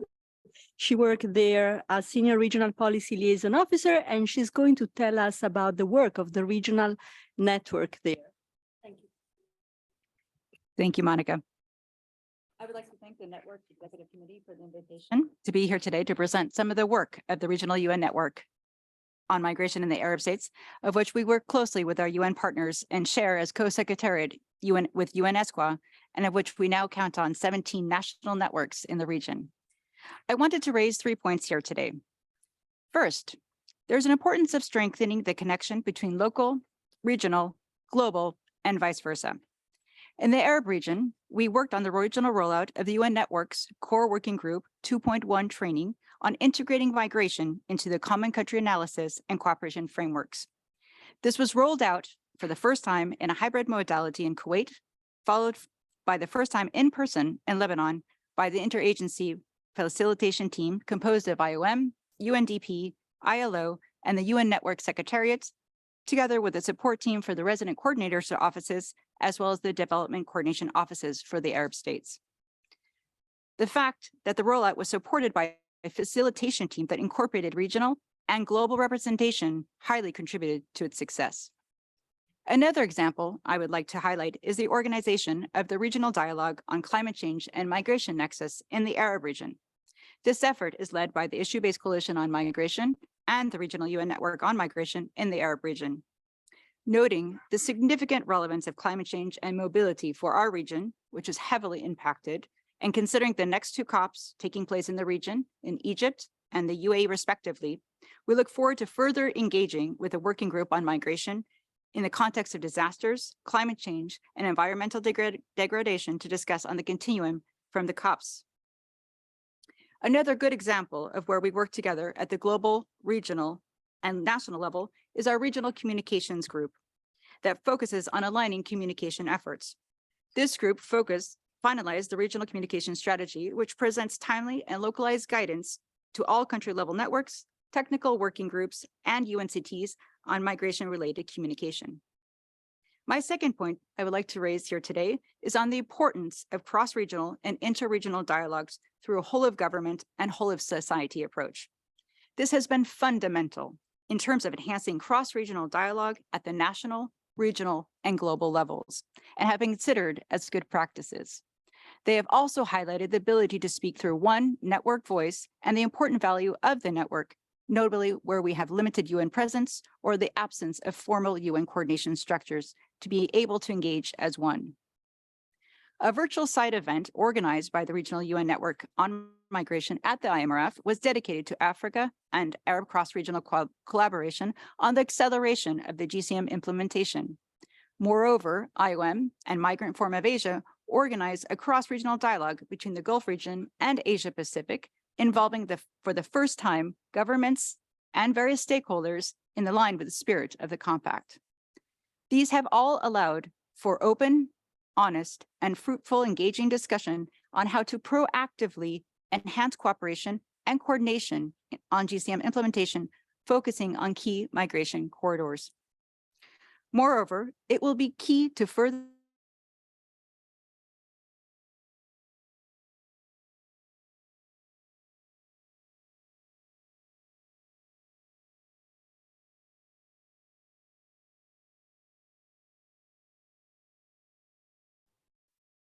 My third and last point is looking ahead. How will country and regional networks support the work plan or develop their own work plans for GCM implementation and some proposed recommendations on the way forth? Colleagues have been working with national networks to conduct prioritization for respective national network work plans. At the regional level, we have annual work plans and are discussing now, looking at our own work plan to build our roadmap for the coming years. This is notably ahead of our next round of regional reviews, taking into consideration our regional network pledges and to see how we can further build upon the first round of successful regional reviews and the IMRF, ensuring regional dimensions are even further incorporated in the next round. Equally, as we are moving back to more in-person and hybrid events, resources and funding to support respective work plans at the national and regional level for GCM implementation will also be important to consider for global, regional, and national allocation. This fundraising for strategic allocation of available resources at the global level to the regional level and country level is needed.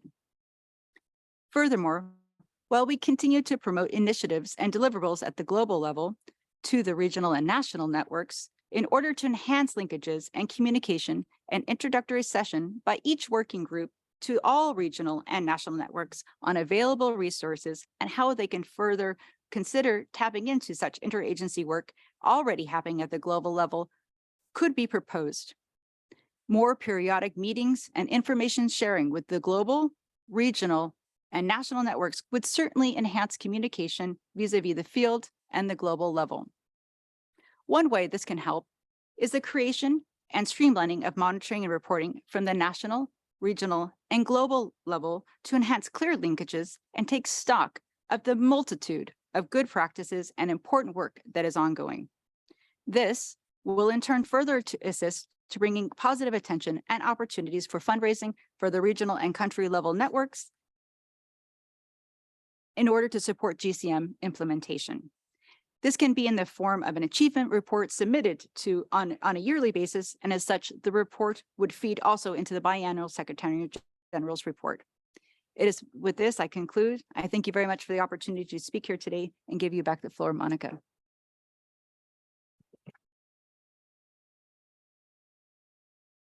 Thank you, Christina. Thank you, Juliana. Before we open the floor to question, we already have a long list of people that want to speak. So I really need to ask a favor to each of you who want to take the floor. If we want to really aim to leave this place by 6 o'clock, or maybe even a few minutes earlier, we should really strive to focus on possibly sticking to maximum 2-3 minutes for each of your presentation. I for sure you will have a lot of questions for our speaker, and maybe you also want to do a statement, but if you can stick to really 2 minutes, that they will become 3, we can all try to leave here at 5:45 or the latest by 6. Thank you very much. And now I want to pass the floor to, please forgive me if I'm not pronouncing your name correctly, Itzel Atzin Polo Mendieta from the Center for Indigenous Migrants, the Bloque Latinoamericano. The floor is yours. Thank you. It was perfect, you pronounce. Bueno, gracias obviamente por la oportunidad de este espacio, de estar el día de hoy aquí. Como saben, somos el día de hoy, ¿se escucha? Sí, somos el día de hoy 10 organizaciones presentes. Ha sido un desafío poder tener un espacio, un momento donde nos puedan escuchar a nosotras, organizaciones que trabajamos en terreno, y por todas aquellas que no pudieron llegar el día de hoy. Asumimos esa responsabilidad y ese privilegio de estar el día de hoy. Voy a empezar con el tema de los mecanismos regionales, que también tiene que ver con la implementación a nivel nacional y regional. Es una pena, desafortunadamente, que el compañero o el colega desde el CAIA no esté aquí presente, que tuvo que salir. Nosotras tenemos que nombrar algunos desafíos que sí seguimos encontrando, y esa es la razón por la cual también estamos. Somos conscientes que es importante cambiar la narrativa para garantizar una participación incluyente, real, y que desde la sociedad civil podemos aportar y trabajar en conjunto con nuestros gobiernos. Eso es importante, eso tiene que quedar claro en nuestras regiones, porque seguimos viendo vacíos en donde no vemos la garantía de una interlocución real con nuestra red o la red regional, nosotras como sociedad civil y con nuestros gobiernos a nivel nacional. Es importante que este mecanismo, que desde este espacio se pueda dar ese mensaje directamente. Por otro lado, quisiéramos mencionar también la importancia de que hemos encontrado que a veces se empalman los procesos regionales, por ejemplo, en el pasado mayo, donde aún estaban dialogando cuando al mismo tiempo estaba en Nueva York sucediendo el foro de revisión. Aquí queremos mencionar, decir que aún nos cuesta o aún no entendemos exactamente cómo está funcionando, cuáles son esas sinergias concretas de las que se hablan entre la región o entre la Youth Network, que se respete ese proceso global, como lo estamos haciendo aquí, pero que realmente se haga hacia nuestra región, en tiempos, en formas, en inclusión participativa. Se hizo un examen y eso también aprendimos de este proceso, pero creemos que también tiene que haber una evaluación de ese primer examen regional. Debemos participar como sociedad civil en ese diseño, en esas propuestas concretas, conjunto con la red regional. Queremos saber también cómo se está articulando este proceso regional de la red de Naciones Unidas con otros mecanismos ya existentes. Un ejemplo es la CRM, específicamente cómo están funcionando. A veces vemos una desarticulación grande entre Norteamérica y Sudamérica entre estos procesos. Cómo se están articulando y cómo podemos ser parte. No todas y todos de los que estamos aquí somos, ni hemos podido realmente tener esa articulación con nuestros gobiernos. Por último, o sea, brevemente es entender que además esto va a cambiar la forma en cómo se pueden crear estos indicadores. Los indicadores tienen que tener, como lo hemos insistido, no solo es el proceso, es la forma, es en cómo impacta en la gente, cómo va a cambiar la realidad de nuestras comunidades, de las personas que atendemos día a día.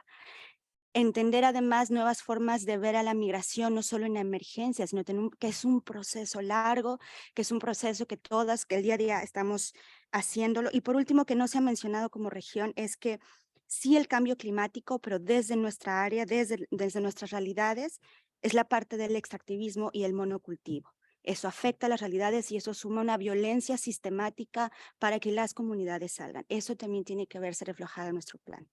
Y agradezco. Gracias.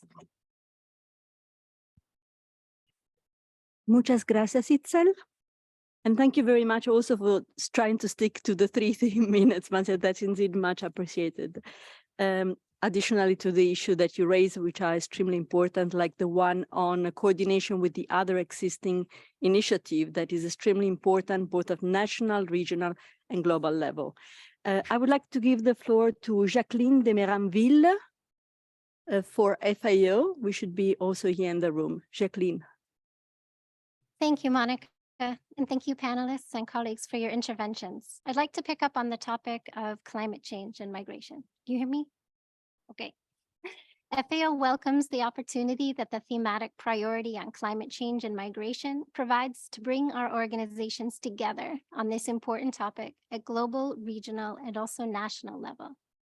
Rural populations are among the most vulnerable to climate change due to their dependence on natural resources for their livelihoods. As we have heard from the personal stories shared this morning by Mr. Islam, farmers, fishers, pastoralists, and those depending on forests are already suffering the effects of climate change and risk the loss of their livelihoods due to both sudden and slow onset climatic events, with impacts in terms of migration and displacement when those vulnerabilities are not addressed, and also the risk for the poorest of the poor to become trapped. As Mr. Hassan stated this afternoon, it also magnifies the risk of trafficking. FAO has large-scale programming focused on climate adaptation and resilience on the ground, as well as long-standing support for the food security of those who've been forcibly displaced, and actively contributes to the related policy processes and fora. We are happy through the UN network, working groups, as well as joint projects to strengthen action on the climate mobility nexus together, and to make use of the respective strengths of our organizations to address these growing challenges, to make migration a choice and not a necessity, and also to capitalize on migration as an adaptation strategy to climate change. Thank you very much. Thank you very much, Jacqueline. Also very precise and punctual intervention and very much sticking to the time limit and with very important point on migration as an adaptation strategy that's absolutely relevant to all the discussion here in this room. And I would really like to pass the floor to Irem Rayfield from ITUC. Thank you very much. I am Iram Ar from International Trade Union Confederation, which represents over 200 million working people through 332 affiliated organizations across the world. We have provided our written observations over the draft work plan, so I will not get into detail, but I would like to highlight two particular issues which is relevant to this session as well. One is the social dialogue aspect that ensures presence of migrant workers' voices at all stages from the design of regional and national work plans to their implementation and review. Social dialogue, including trade unions, is both important when thinking through rights-based, gender-responsive regular pathways, as well as when working towards integration and inclusion of migrants in their new communities and their reintegration in case of return. In that way, UN country teams, where they exist, can play an important role in ensuring the processes around the GCM are inclusive for a whole of society approach, including trade unions and worker representatives, migrant worker representatives. Concretely, ILO's tripartite structure, which involves governments and workers and their employers and representatives, provides an excellent modality for building inclusive and participatory processes at national, regional, and global level for the implementation and review of the Global Compact on Migration. So we invite looking at that tripartite mechanism as an important point. In this vein, removing barriers to organizing and freedom of association for migrant workers is critical to ensure not only that they can engage truly with the GCM processes, but also because self-organizing and representation is the only way of ensuring migrants' rights are protected and fulfilled. Without freedom of association, we cannot imagine a truly social, true social dialogue and whole of society approach. Additionally, we see involvement of migrant workers and their representatives in all migration policy discussions and implementation crucial as creation of decent work with all its pillars, including social protection, rights at work, and social dialogue, both in origin and destination countries are indispensable for safe, orderly, and regular migration, both again to ensure integration into new communities, but also reintegration in case of return, and to ensure that migration is out of choice and not due to economic coercion. Thank you very much. Many thanks, Hira. A very important point you touch. And just out of the executive committee, we have well received your comments on the work plan. And I invite everybody else also to contribute their comments or to indicate if they want to participate, as you already did, to some specific work stream of the work plan. Thank you very much. Now I would like to pass to the people connecting online. Don't worry to the other ones that are in the room that want to speak, but we want to give the possibility to 3 people connecting online to also present their point, to ask question.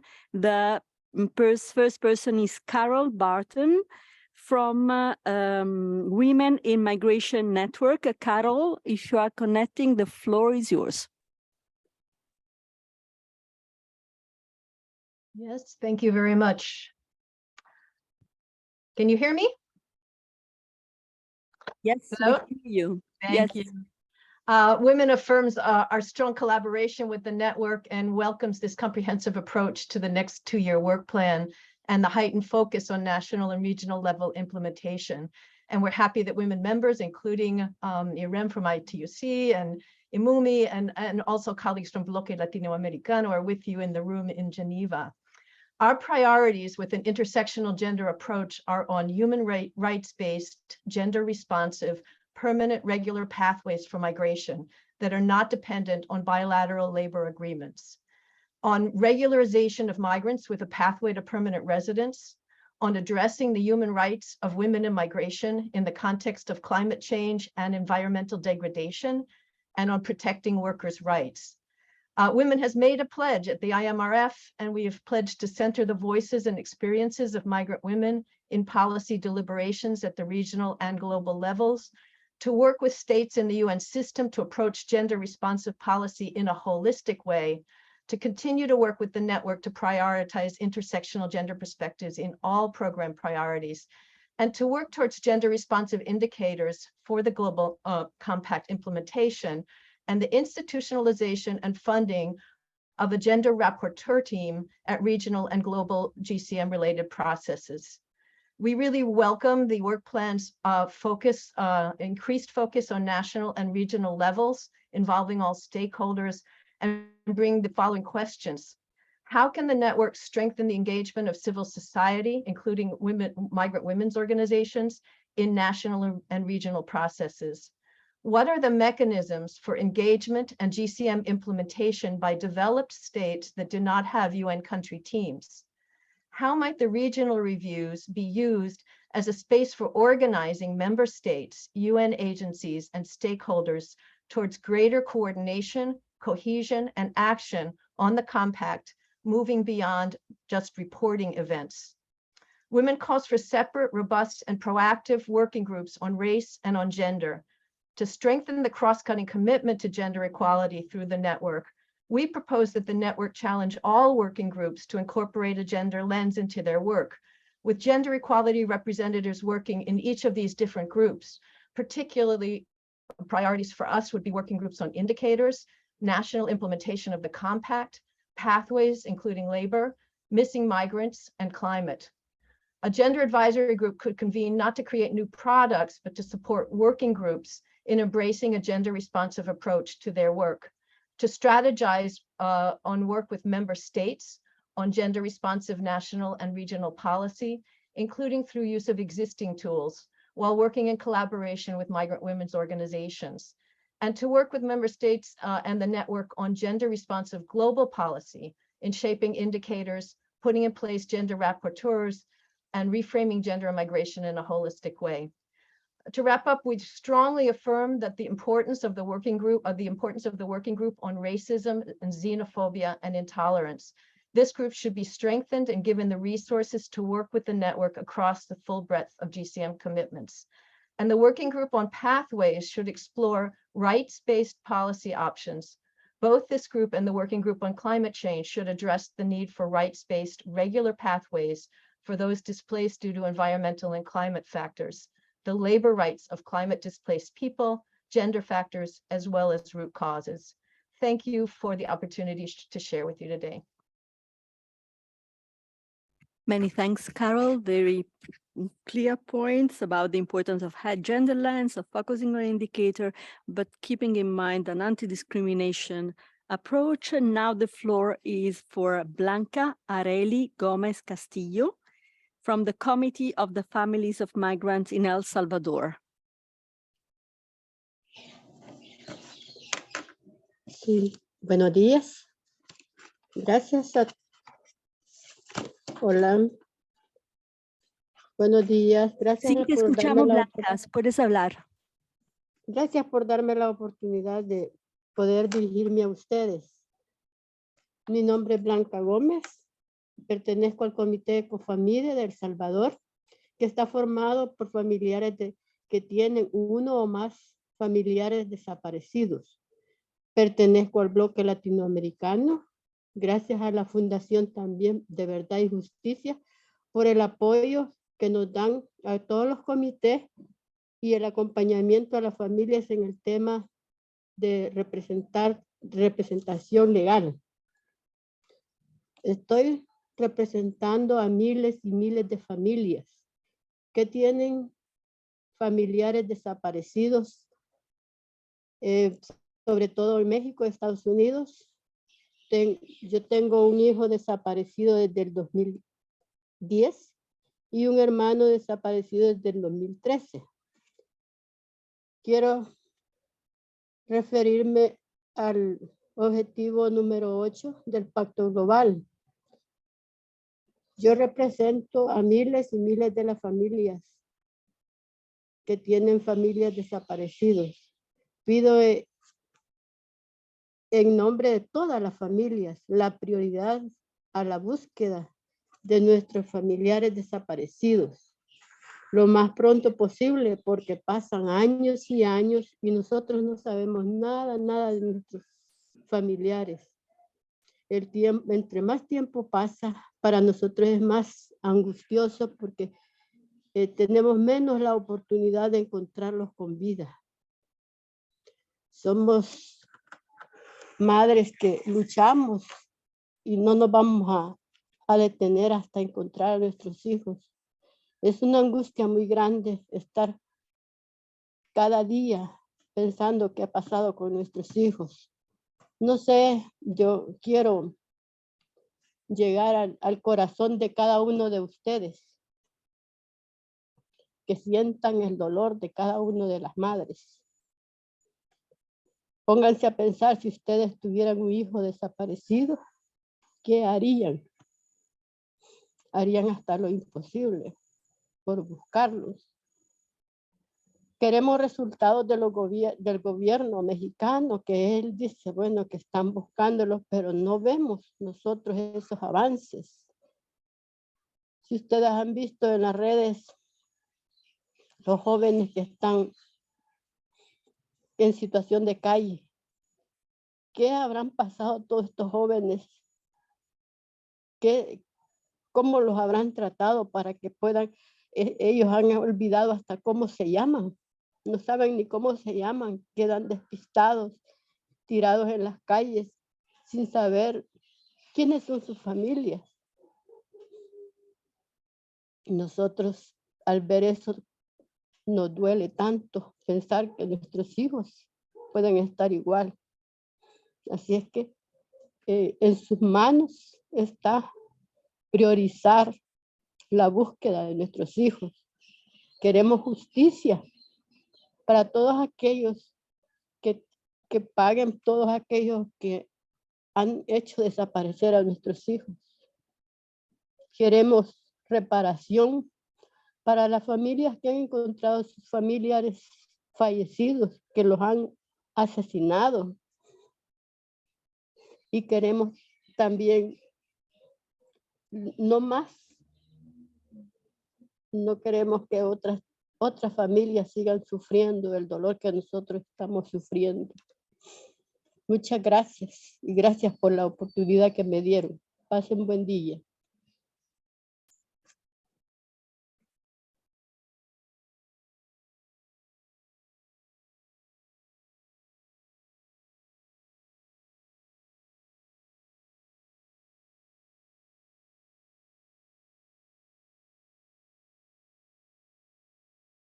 Blanca, primero que todo, muchas gracias y te escuchamos.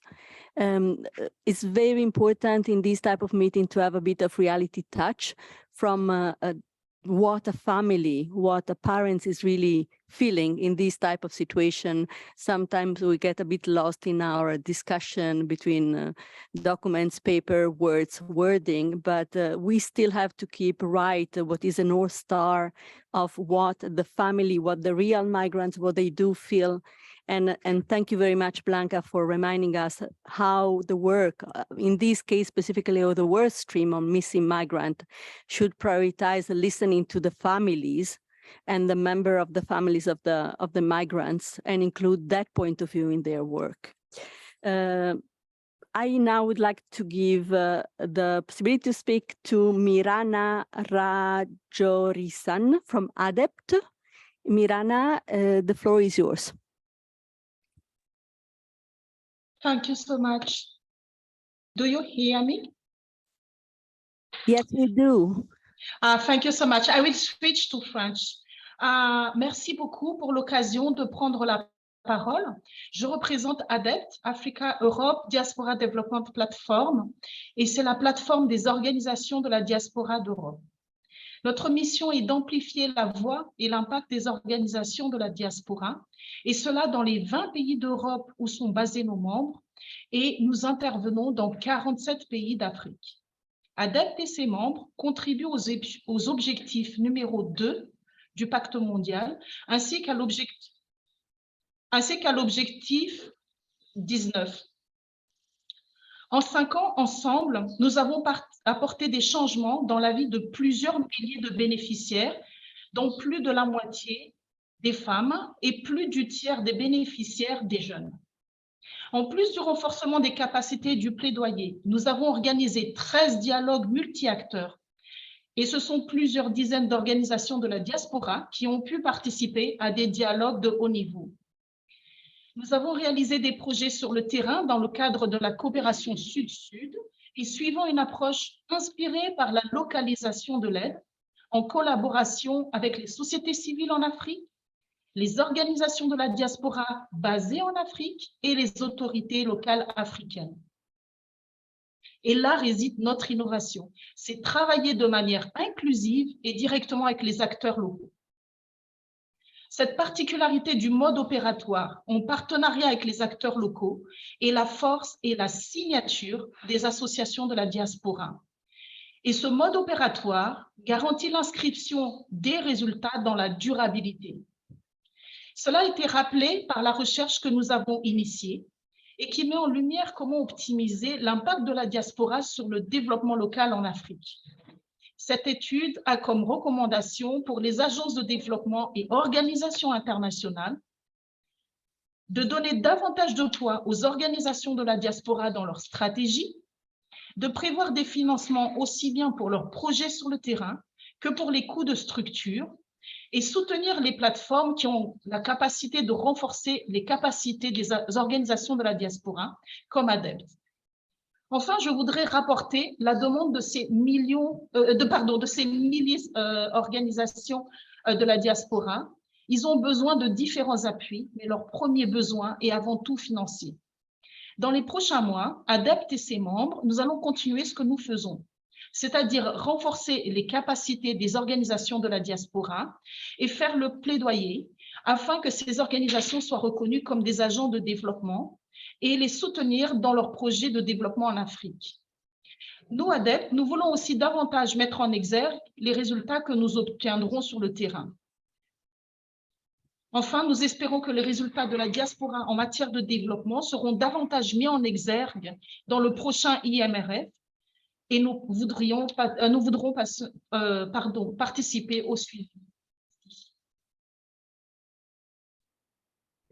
Merci beaucoup, Mirana. Thank you very much, Mirana, for your contribution. I would like to pass the floor to Carla Estrada from IOM, Country Network Salvador. Please take the floor. Thank you. Good afternoon, colleagues. My name is Carla Estrada. I'm from IOM El Salvador, and I play the role of National Programming Officer of Build a Migration Partnership Programming. First of all, my apologies for my voice. I'm a little bit sick. I will try to speak as clear as possible. I would like to share today with you our National Network on Migration experience on the ground in El Salvador.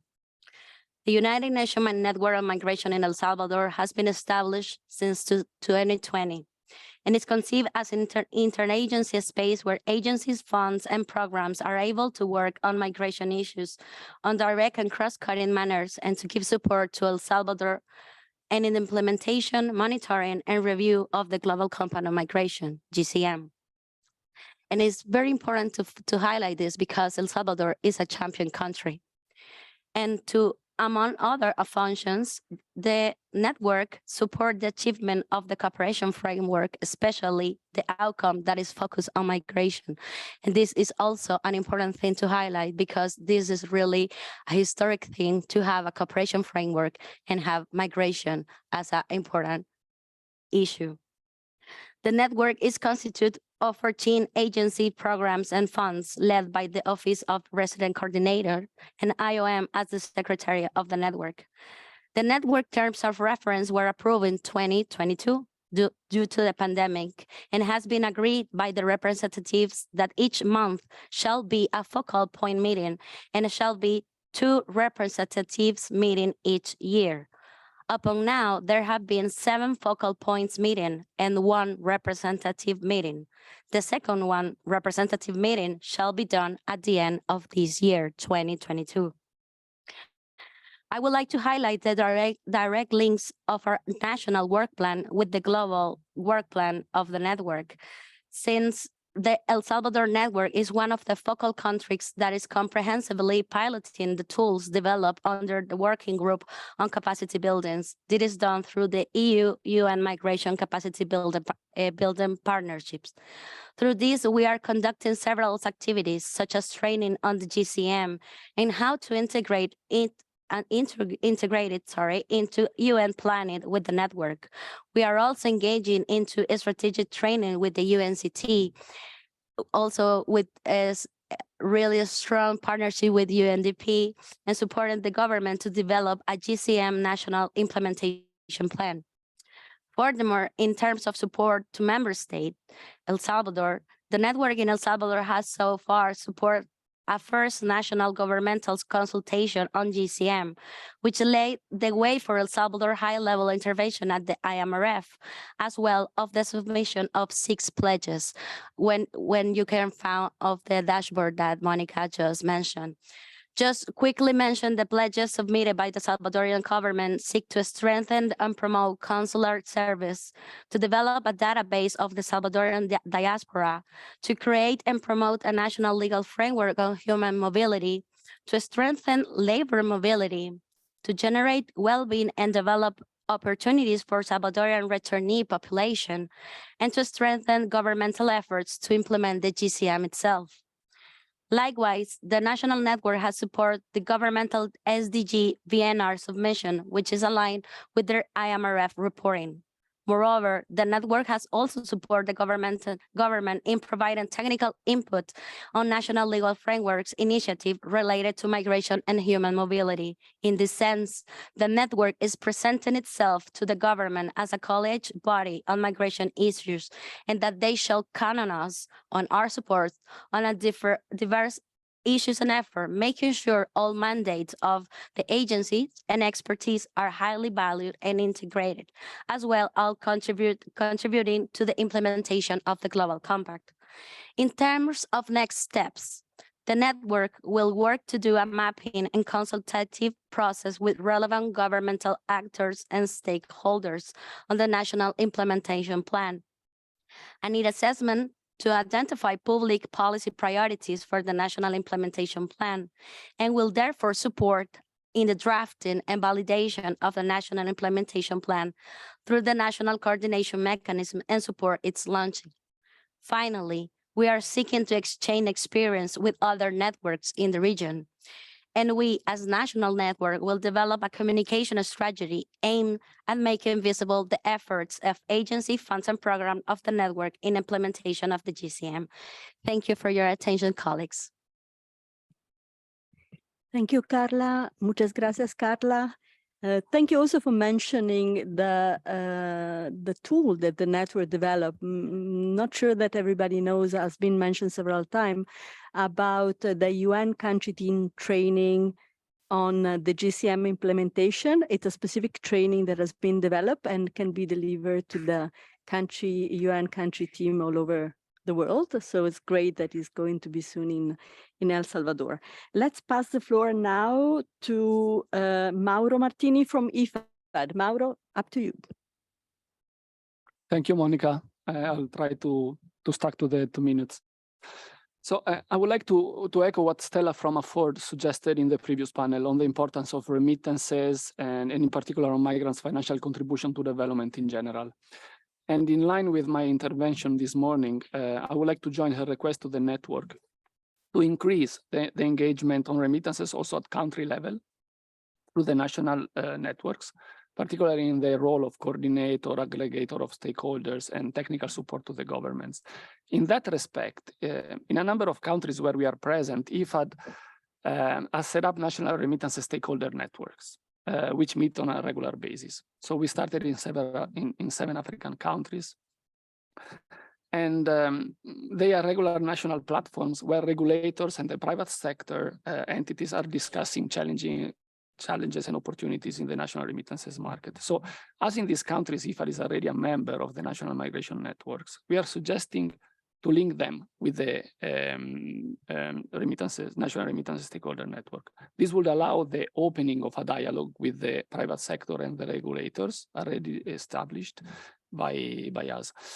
We already did it in the Gambia, for instance, creating a sub-working group on remittances, which indeed brings the private sector view on this topic, with the objective to support the national public authorities to address challenges on this domain, for instance, in the implementation of the national financial inclusion strategy. So this is my first point. The second one, very quick, is on the work stream on climate change. As we know that 50% of remittances go to rural areas where receivers are farmers, fishermen, rural smallholders, and micro entrepreneurs that are mostly affected by climate change and shocks, and that are already using the financial resources to strengthen their resilience and for climate adaptation. We believe it is important to highlight this aspect also in the work stream on migration and climate change. So the importance of remittances as is a mitigating instrument for climate shocks and for climate adaptation. Thank you very much. Great point. Thank you very much, Mauro. I would like to give the floor to Amr Taha from the Regional Network from Europe and Central Asia. Thank you very much. Indeed, my name is Amr Taha, and I'm one of the 3 co-chairs of the Regional UN Network on Migration for Europe and Central Asia, where we're covering 18 program countries together with UNHCR and UNDP as the other 2 co-chairs. And similarly to the colleagues from ECLAC and from West Asia and MENA, I'm going to be sharing some of the same activities that were undertaken, which shows a little bit that we are working together in the same direction. That might be seen as a repetition, but I also hope that it's seen as that we're working together in the same direction. And similarly, as I was mentioning, we're supporting the member states in advancing the GCM and in preparing for the IMRF through using the GCM champion countries, for example, will have come forward requesting support in the preparation for the IMRF. And we had an event 100 days ahead of the IMRF in where we met together as Europe, the UNECE region, to discuss how to better prepare for the IMRF. And that was something where the UN network on migration came together to support those member states to prepare for the IMRF. And we had excellent representation thereat. In that same direction, in that same vein, we have been also asked by the GCM champion countries in the UNECE region to do a follow-up event to the IMRF, and the regional network is now working towards doing, to supporting the member states and the champion countries in preparing a similar event after the IMRF, and in how we can support them in advancing the GCM implementation through concrete actionable recommendations as well, in line with the network's priorities, and of course the progress declaration.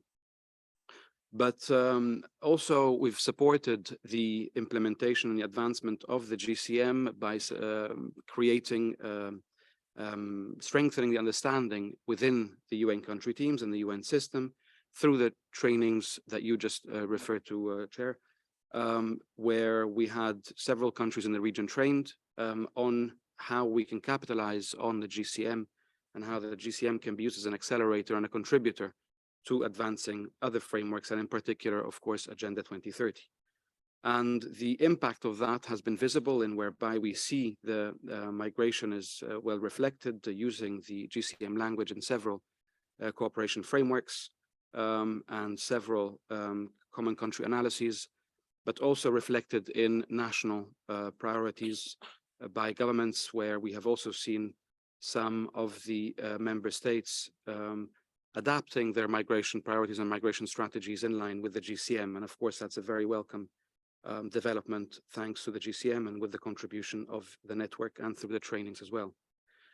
So in addition to supporting member states and the UN and stakeholders as well, my last point is on knowledge management, and I want to share that we do have a SharePoint of the regional network has a SharePoint in where we share information internally on the events, on the timelines, on the priorities, and we use that to contribute to the various events and activities within the UN system to raise awareness on the GCM and supporting the advancement of the same. And in terms of also knowledge management on the hub, we're also soliciting, and we are very happy to see contributions by the various agencies and the various partners in sharing best practices on the hub, and where we can exchange experiences and also learn from others as well, including projects and contributions from Moldova, Turkey, Kazakhstan, Uzbekistan, and many others as well. So again, thank you very much for the opportunity, and looking forward to also hearing how the regional network can continue to be of value added to our stakeholders as well. Thank you very much.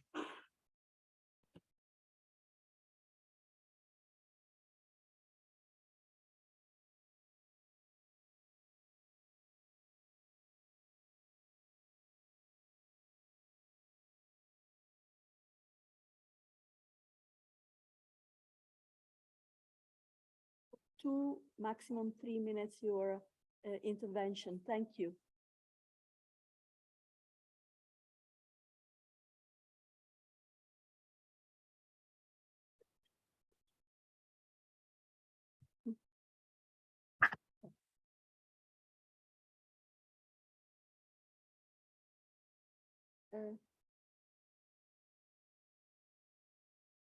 Monsieur Ndaye from Sénégal, Unsas Fambaye Ndiaye. Et si vous voulez intervenir, s'il vous plaît.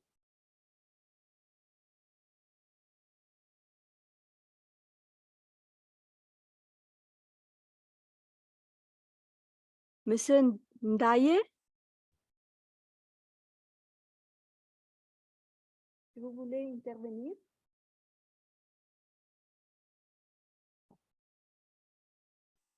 It doesn't seem to J'ai un problème avec le micro. Allô? Allô? Vous m'entendez? Oui, nous vous entendons, merci. Vous pouvez parler, c'est à vous, merci. Merci beaucoup. Donc, c'est Madame Fambe Ndoye du Sénégal. Je suis membre d'une organisation syndicale qui est l'Union nationale des syndicats autonomes du Sénégal, dont je suis chargé des questions migratoires. Mon organisation associée aussi affiliée à deux réseaux, qui est le réseau RSMMS, le réseau interrégional pour les migrations méditerranéennes et subsahariennes, mais aussi le réseau Atomnet de la CSI Afrique.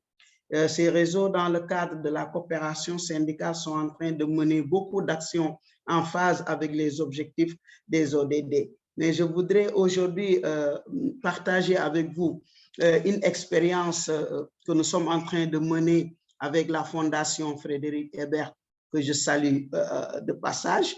Depuis 2020, nous avons mené une étude sur la situation des femmes pendant la période post-Covid, et nous avons vu une situation très déplorable de ces femmes travailleuses dans tous les domaines sécuritaires, économiques, sociaux. Et il nous fallait, après cette étude, faire quelque chose. Appuyé toujours par la Fondation Ebert, nous avons organisé ces femmes en réseau, qui est le réseau d'appui aux femmes et aux enfants en migration. Ce réseau s'appuie sur la mise en œuvre de l'objectif 7 du pacte mondial, mais aussi de l'objectif 8 de l'ODD qui parle du travail décent. Et nous sommes en train d'impulser un peu la relance économique au niveau de ces travailleuses migrantes-là. Et pour ce faire, nous nous appuyons d'abord comme l'objectif 3, sur les nouvelles objectifs numéro 3, s'appuyer sur les enseignements de la COVID-19. Nous sommes en train de s'appuyer sur les enseignements, mais pour régler les urgences socio-économiques de cette cible très vulnérable. Et nous sommes en train de les former pour la connaissance du droit social de notre pays qui est le Sénégal, pour le renforcement de leurs activités professionnelles, mais aussi pour la formalisation de leurs activités en tant qu'activités reconnues au niveau de notre pays, qui est en fait leur pays d'accueil. Mais le problème de l'accès au financement aussi, on a vu que c'est un réel problème, un frein pour le développement des activités économiques de ces femmes migrantes-là. Et nous les accompagnons à identifier les opportunités de financement qui existent au niveau de notre pays et à y accéder avec l'appui toujours de ce réseau que nous avons mis en place et qui s'appelle le RAFEM. Le RAFEM est composé de 3 sortes de migrantes. D'abord, les migrantes de retour, les migrantes qui sont revenues au pays, quelle que soit la forme de retour, mais qui sont confrontées à des problèmes de réintégration, mais surtout à un problème d'accès et d'intégrer le marché de l'emploi. Il y a aussi des migrantes internes, c'est-à-dire ces migrantes qui sont aussi impactées par le changement climatique, parce qu'habitant dans des zones agricoles qui, par la perturbation de la pluviométrie au niveau de notre pays, qui est aussi un des effets des changements climatiques, n'ont plus d'activité au niveau de leur pays et qui sont obligés maintenant de venir au niveau des villes pour être tout simplement des travailleuses domestiques et qui sont en train de vivre aussi beaucoup de calvaires. Mais aussi, l'autre composante, c'est les immigrantes, c'est-à-dire les femmes migrantes qui sont d'autres nationalités et qui sont au niveau du Sénégal. Donc, ces 3 cibles-là sont bien présente en termes d'associations et nous avons actuellement 7 nationalités qui sont membres à travers les associations de ce grand réseau-là. Nous sommes toujours appuyés par la Fondation Frédéric Ebert et ils ont eu à recevoir des formations en termes de connaissance de leurs droits à travers les normes internationales et d'autres instruments des Nations Unies. Ils ont eu aussi à être formés en entrepreneuriat et en éducation financière. Et leur troisième formation, toujours avec la Fondation Ebert, ce sera le germe, comment gérer leur entreprise. Et parallèlement, nous sommes en train de faire un peu le tapage au niveau des institutions de finances sociales pour pouvoir financer les projets de ces femmes migrantes. Voilà cette innovation que nous sommes en train de dérouler avec la Fondation Ebert, que nous avons actuellement comme seul partenaire par rapport à ce réseau qui est le AFEM. Donc, notre priorité pour nous, ce que nous lisons actuellement après la COVID, c'est le problème de la relance économique au niveau de ces femmes migrantes qui sont la plupart dans l'économie informelle et qui ne peuvent pas bénéficier des facilitations qui sont accordées aux nationaux et en tant qu'acteurs, actrices économiques aussi. Ces facilités sont accordées aux entreprises qui sont vraiment dirigées par des Sénégalais ou des Sénégalaises. Donc, ils ont un problème pour vraiment relancer leur activité économique et nous tendons la main en tant que partie prenante dans la mise en œuvre du Global Compact pour pouvoir, avec ces femmes migrantes-là, accéder à l'intégration sociale, mais aussi à l'autonomisation économique. Et nous considérons cela comme aussi une priorité à intégrer, c'est-à-dire la prise en charge dans des cadres de relance économique au niveau des pays d'accueil.